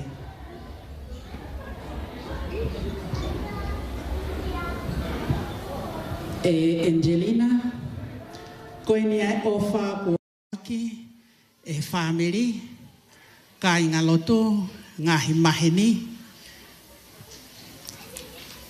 Just a minute, you take it up, koe ia. Koe mea ofa e ni e whaaki atu ki a te koe. Koe ofa ai ka inga, ai family, ai ka inga loto, o ku si ia. Ka ko mau loto ku foaki ko toa atu ia mo e mau ofa ki a te koe. Koe ofa ai ka inga ke tokoni atu ia ki a te koe whaka osi koe ni ho o ako. Whakatawange ke whaitapu e kina koe e eiki pea koe tala monu ia ai ka inga ki a te koe ho family pea moho ngahi maheni. Whakatawange ke hoi fua langi, pea ne whakakoloa ho o mo ui, aki ai mo oni. Fou i he hala ko ia, ne ako ne kina ki ai koe, e whaiwhikau, e whiawhi koe ni. Mau ofalahi atu ki a te koe, pea mo e tala monu. May God bless you always. Koe ni ai mea ofa, fuaki ange ki a Angelina. Malo. Te ukore ki he whaiwhikau pure o e wāhenga. Whamore more pe to e tā. Havea, ka tā ki o au whangatuku, ai maalari o e whiawhi koe ni. Pia mo whakahau koe pe ha tā puake.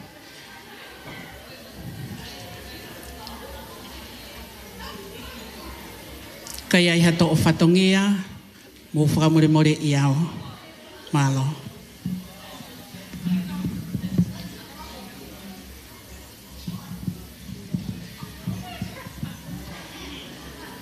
Tape moe a whio ai tolu tahai o tua. Ko ta mai pa moe alo me lau mare maan oni. E tapu ara ke tahina e aho. Kore mua ke whamaru maru.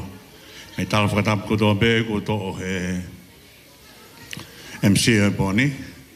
Ke a taa ke u. Lakai be e toa whakatahai pa mo nau nau e whakamalo. Ta whapai ko whitaki o tua maf ko hui ka poni. Lau ka katoa ia e loto whakawhetai o e tamai pa mo whae. A behegi si sia. Uma e whamiri ki hapai ai whakamalo ki o tua, ka hui ka koloa koeni. Whamalo ki he whahu, he pehe ki he ngatangtai ki whai whakau, tuku tāpua ki oi pōni. E pehe ke ngahi tapa kotoa pe o whaamiri mōni ho tau rea mea waa ka koe tangata. Ka koe whekaukau a ke pōni o hapai ai e whakamalo ki o tua. Whakamalo ki he au se tua tāwe pehe ke kalas aho. Whakamalo hoe a wau taki mai ai siasi ke tau tutu whakataha pia moe ongo mātua. Ke talangi o tua malo whaue ofa. E malo apito ki MC, malo apito tak lelei ai whatongia o pōni. O kuiai ai ongo honge lalahi eua o mo ui. Ke urake honge ko honge wholofola. Ke ua e honge ko honge tangata. Pe ko honge whiwhine. Kau tau tutu he pōni o whakailonga i a koloa koe ni o mia hae ki he mea beta hae ki he sino i ki whiwhine koe ni. Ke hoko koe ki whiwhine lelei o kune puke ai wholofola ai o tua ke whaia ke ne whanonga. O tolona e whanua koe kai ke hano tangata pe kai ke hano whiwhine. O mau e taula e whanua o kui ai hano tangata pe o kui ai hano whiwhine. Ka koloa e au tau unu mai ki hapai whawhetae ki he otua. O kui ai whiwhine o teu mai ka hau. Mume ai, ku tau whakaawhita tau ki whai toka. Ka ku pāu ki tau whai e tuku lau mea. Kau hii, e koe ke tau amanaki e more e tau whanau e more e tau whakamaka e koe mea ene puke aki e wholofola e o tua. E he kai ke honge lea i au whai he palofita koe honge whakaofa e honge wholofola. E koe mea i au nahu i aki a ki tofia koe ne. Lea au whai he tohi kohereti he tangata malanga ne talamai he ves fitu e wahi fitu ves ulo ki ko hingoa o ko alaha. Hingoa lelei o ngā ngatu angeia i he lolo tākai. Mumia, ko hapo pe whakahala whanonga he walupe ko hiwa pa uri. Ko ne holope ko au tau hanga peo tāla he taimi ko i tonga. O ko e lolo e a eiki koe, ko e lolo e a eiki koe, ko lolo e a eiki koe. Heu nau tākai e nau lolo e whakalau kauai. Ko ne warenga pe pōko e osia, ai mausa e lolo ko ia. Ko hingoa lelei, o tau kei tala noa e tau whanga kui, a nau puke e lotu upa nau tau he whanua. Ko ne hao pehe ka ngahi a pehe e tau hanga o hoke a ngahi pesio e mo ui, pa tau whakalau loto ko hingoa e o mea. Ko tau tūhe pōni ke oange koloa ko ia. Ki he tau mokopuna ko heni. Ke o whiwhine tau tangata hoko mai. Angelina, ko hingoa lelei o ngā ngatu angeia. He lolo tākai, e osma e kuonga. Ka kei alahape. Manatu ia he pōni, e hiri whaki e siasia te koe, e hiri whaki e whanuai e te koe, e hiri whaki e pure angai e te koe. Ako ke la, ka wana hanga ho poto o to'o ai ho whalala o tua. E mau tu'u ia o whakatau anke e te koe, ke munu ia. E ke hoko role model, ke whangi cousins, pe koe. Nofu mai e whakita mai koe, te nau mamata ka te koe, pa te nau wako mea te koe. Te kerea ake ake mo ui ake. Te maris, koe poto e whae, ilonga he ne tauhitama. Koe poto e whae. Koe pōni, o ilonga ho poto. E mea atu aku atka te koe, isana ngalo si esta fe. Mau tuu be, o toko ni atu. Ke leo ngari vai vai e reo whae, ako reo i ako te hanga potongi, ai mo uia e whanau. Tawangi o tuanga ni ate mo ui wholoa ka te koe te maresi. Ka pehe ka te koe safe, tau hi homolotu whare, tau hi aki a ilo o tua. Mau ofalahi at ka te koe Angelina. Ako ke lahi, ka hange ko whakahaan nai, wakai na hanga ho poto o te kei ho whalala o tua. O piki mate o tua hono kakai, ka whakailonga ia hono whata e si su e kolosi, kone ofa ia te tautolo. O piki mate o tua ia te koe, ofa he o tua ko ho koloa ia. Koe a tawangi o tua kene tāpu kina mai pōne. Hoko ho whanonga whakawhiawhiai. Au tamai mo whae, whakawhiawhiai sia si. Ko whakao sia ki mua e mea ko ni. Tahe lea na e whai e motua e tamai ka te au ni tamai masi. Take alu o whai hangau e kovi. E hanga he kakai o taaki maua mi whai toka. Te ka pao te ke whai hangau e lelei. Te matokoto whia maari e whai toka. Ke anga puke ako nak na at mao. Tau behebe maurea ka te koe. O whiawhiai ho kui. O whiawhiai ho. Ai whamiri kotoa. Hulu atu o whiawhiai ho tamai. Ia moho whae. Mo mea mua ke tau hiwa tōku. Ia ni mange au whitungo fulumani ma himi. Na kai ngahi tau tolu ke tau whanonga toko ta. Na ngahi ki tau tolu ke tau kau ngā whanonga. Pea moho tau otua. Mea kalunga. Mea kalunga. Tau hiwa pe i he vespeta. Ni mange au whitungo fulumani ma. E taki atu au si au mama e taki au. O whapuri ki au e hala e taki au. Koe mo ui koe wahanoa e ofi mai o taki ai whanonga.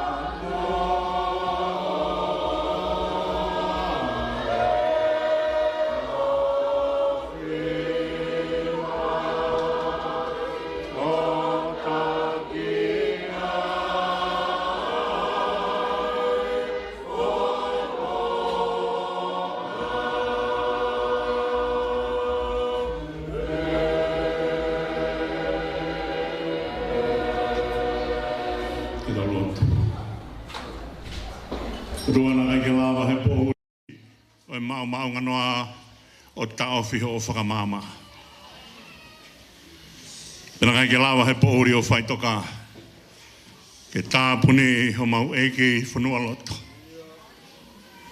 Oi mau ni oni ai a whiona nane awangi a whanua loto. Ke omiho ofa taengata ke mau inasi ai. Te kai ke he angata ha whanonga ku ke taki. Ka pau kuawa whanua loto mahino kuawa matapalangi. O kuiai makapeteri kuma ulunga ai hange ulunga se ko pe ko ne tala loto kai ka potu ke he. Ko whare ni o tua. E tā o mau tutu he poni. E whare o mamani na ngā. Ke mau whiohi ai pa mai a whiona. Pa ke tāke atua ki mau tolu mai a whiona. Ko mau lākai e whatongia e poni. E whia e sawhe pe amo te maris. E whia sea, e whia e whamiri, e whia e sasi. Mau whakafoki atu e langi kia te koe e o tua. Whamone more. O mea no ngai a whiona ke mau whiohi moia. E lawe mai ho tātaa. E whia e lau Maria Maanioni ke hifo ki ho mau whahinga. O kaunanga e. Mau te kāki atu ano lau Maria e te koe. Whamone more o tua tāki asi Angelina Fuspala Palaki he kai he ne whanonga o ka waka o pe moe a whiona. Whamanu ia he mea katoa pe ke whakapotapoto e ne whaitutuni he mea katoa pe ke ngahi a hingoa lelei ko hono kakala taurewa. E mausaia o a atu ki langina ko hui pe ko tātā o kalaisi.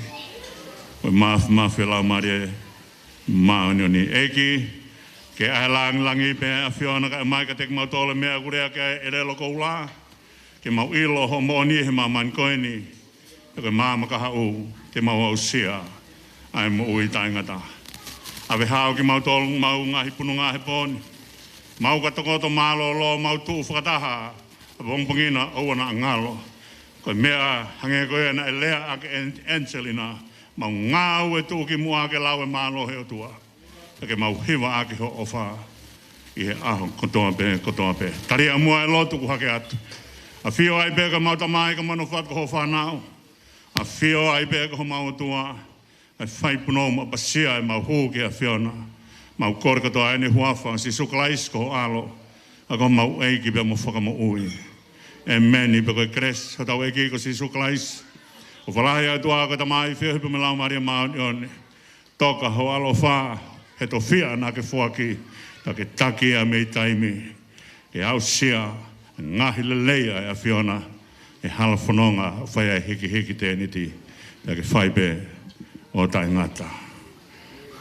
Ta ke kles o mau eki ko si suklais, o whalahi atua ka tamai whia ipa malau Maria Maanioni, toka ho alo wha, he to whia na ke whuaki, ta ke whaipe o tai ngata eki. Amen.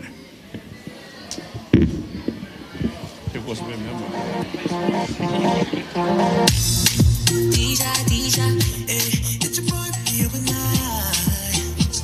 Oh no, baby, what's up with you? You know I want you to. I wanna be close to you. See this way that photo. My body is vibrating. It's cold, but I'm sweating.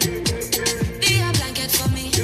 Your loving is all I need. Yeah. Oh yeah, give it to me. I like the way you treat me, baby. Put it on.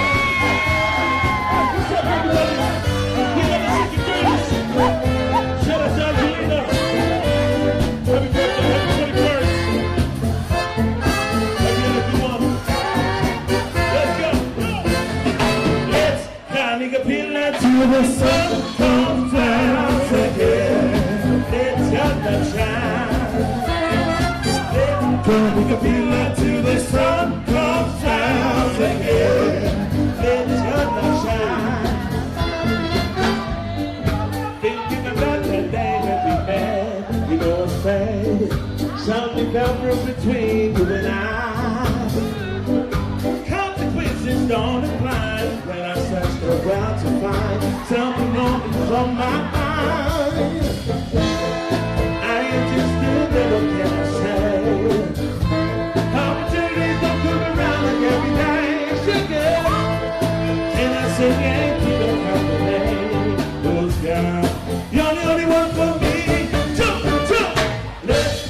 Pillow till the sun comes out again. Let your light shine. Let it come a pillow till the sun comes out again. Let your light shine. Thinking about that day that we met, you know it's pain. Something fell through between you and I. Consequences don't apply when I searched around to find something always on my mind. I just didn't know what I say. Opportunities don't come around like every day. Can I sing and keep it company? Those girls, you're the only one for me. Let's come a pillow till the sun comes out again. Let your love shine.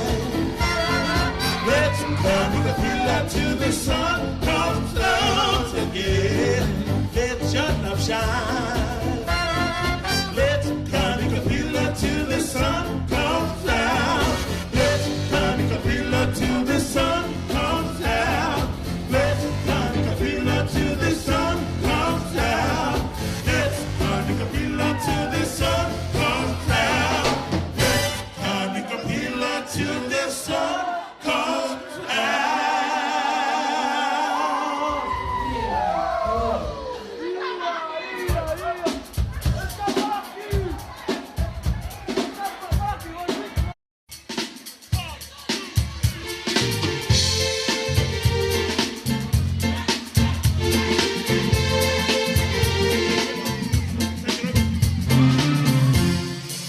Hey, dark moon, oh way high up in the sky.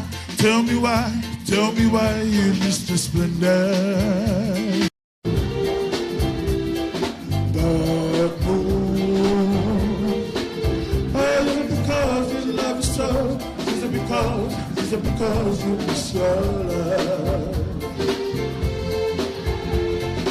dark moon, away high up in the sky. Tell me why you missed your splendor. Dark moon, oh, is it because I love you so? Is it because you miss your love?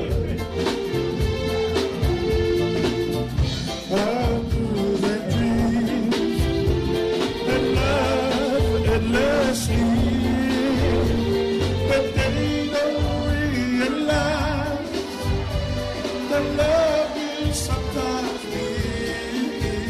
in dark moon. Oh, way high up in the sky. Tell me why you miss the splendor. Dark moon. Oh, is it because you love yourself? Is it because you missed your love? Yep.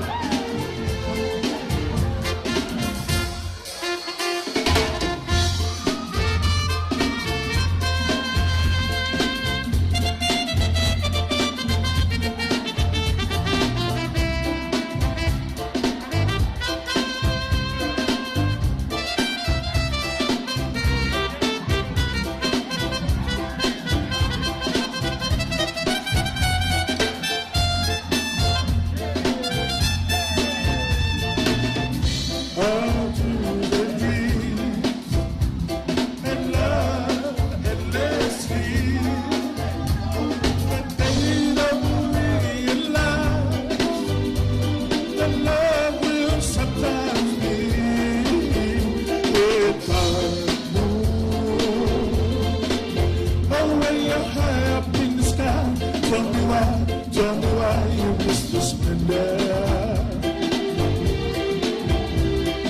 Dark moon. Oh, is it because you love your soul? Is it because you missed your love? Oh, when you're high up in the sky, tell me why I'm seeing dark moon.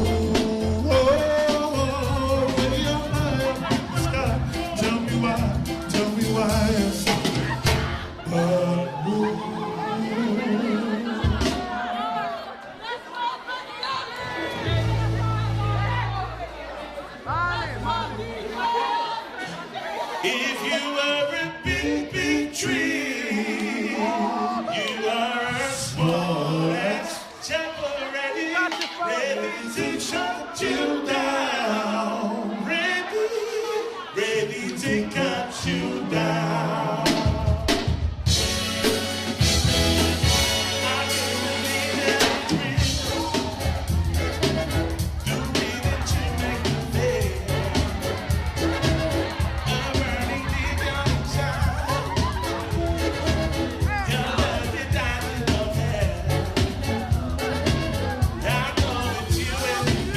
Yeah.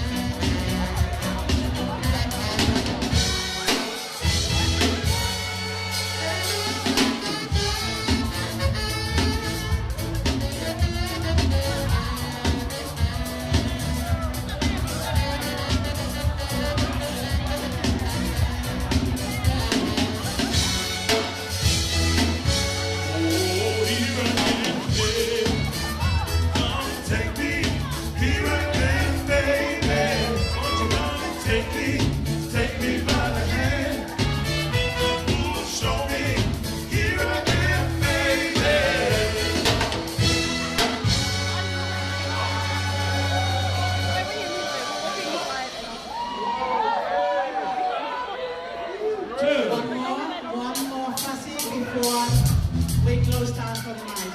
Thank you. Just one more song.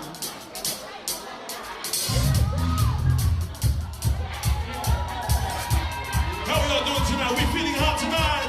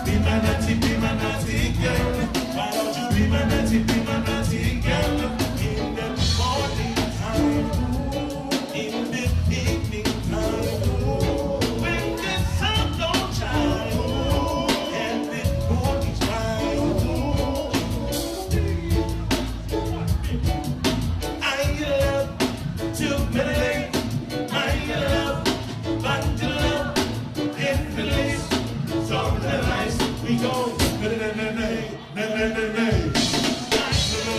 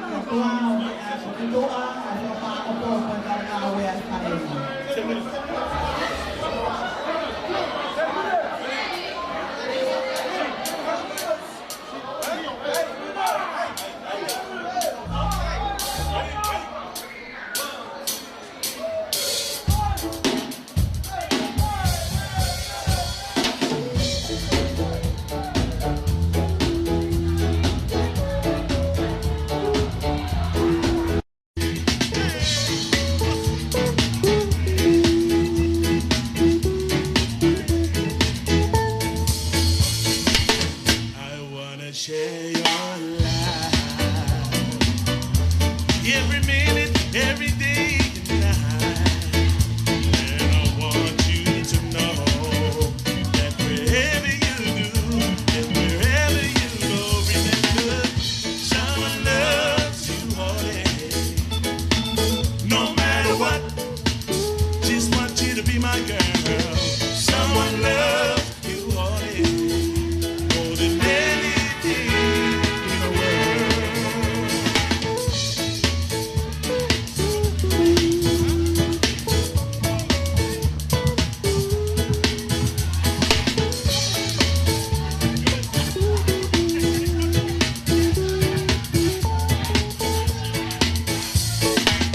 I wanna share your life. Every minute, every day and night. And I want you to know that whatever you do and wherever you go, remember someone loves you, honey. No matter what, just want you to be my gal.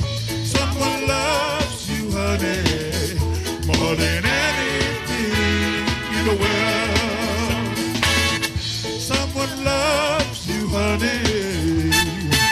No matter what, just want you to be my gal. Someone loves you, honey, more than anything in the world.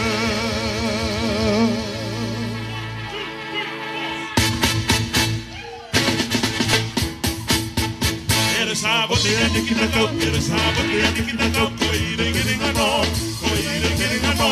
Eres sabote, eres sabote, eres sabote, eres sabote andi kinako. Sakai titu naman, eres sabote kiani, eres sabote kiani. Sakai titu namani.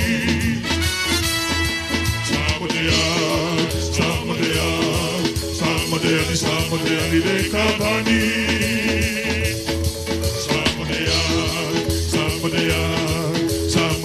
Samodeani de Kabani. Oh, Samodeani de Kabani.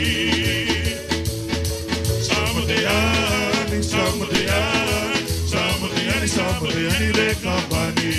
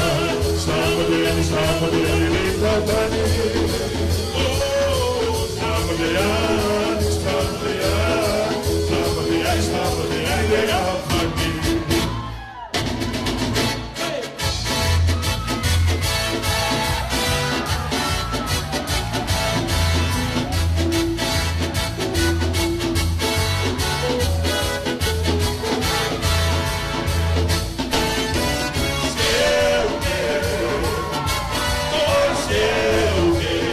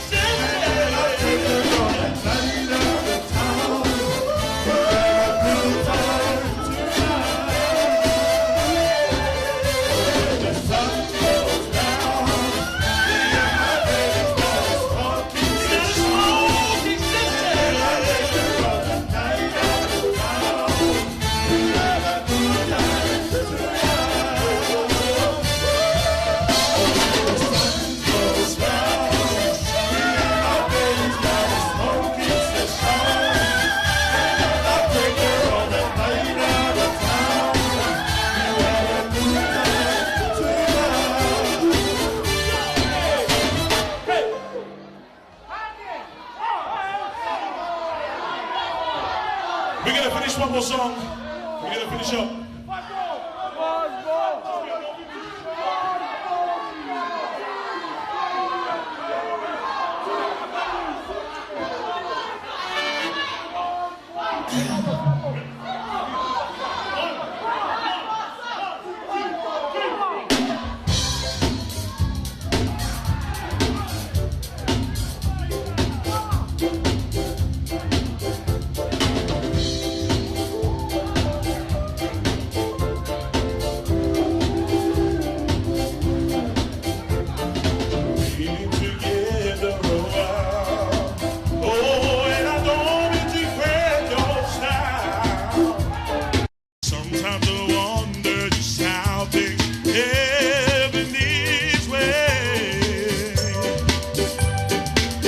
Just reminiscing on that one more night we spent.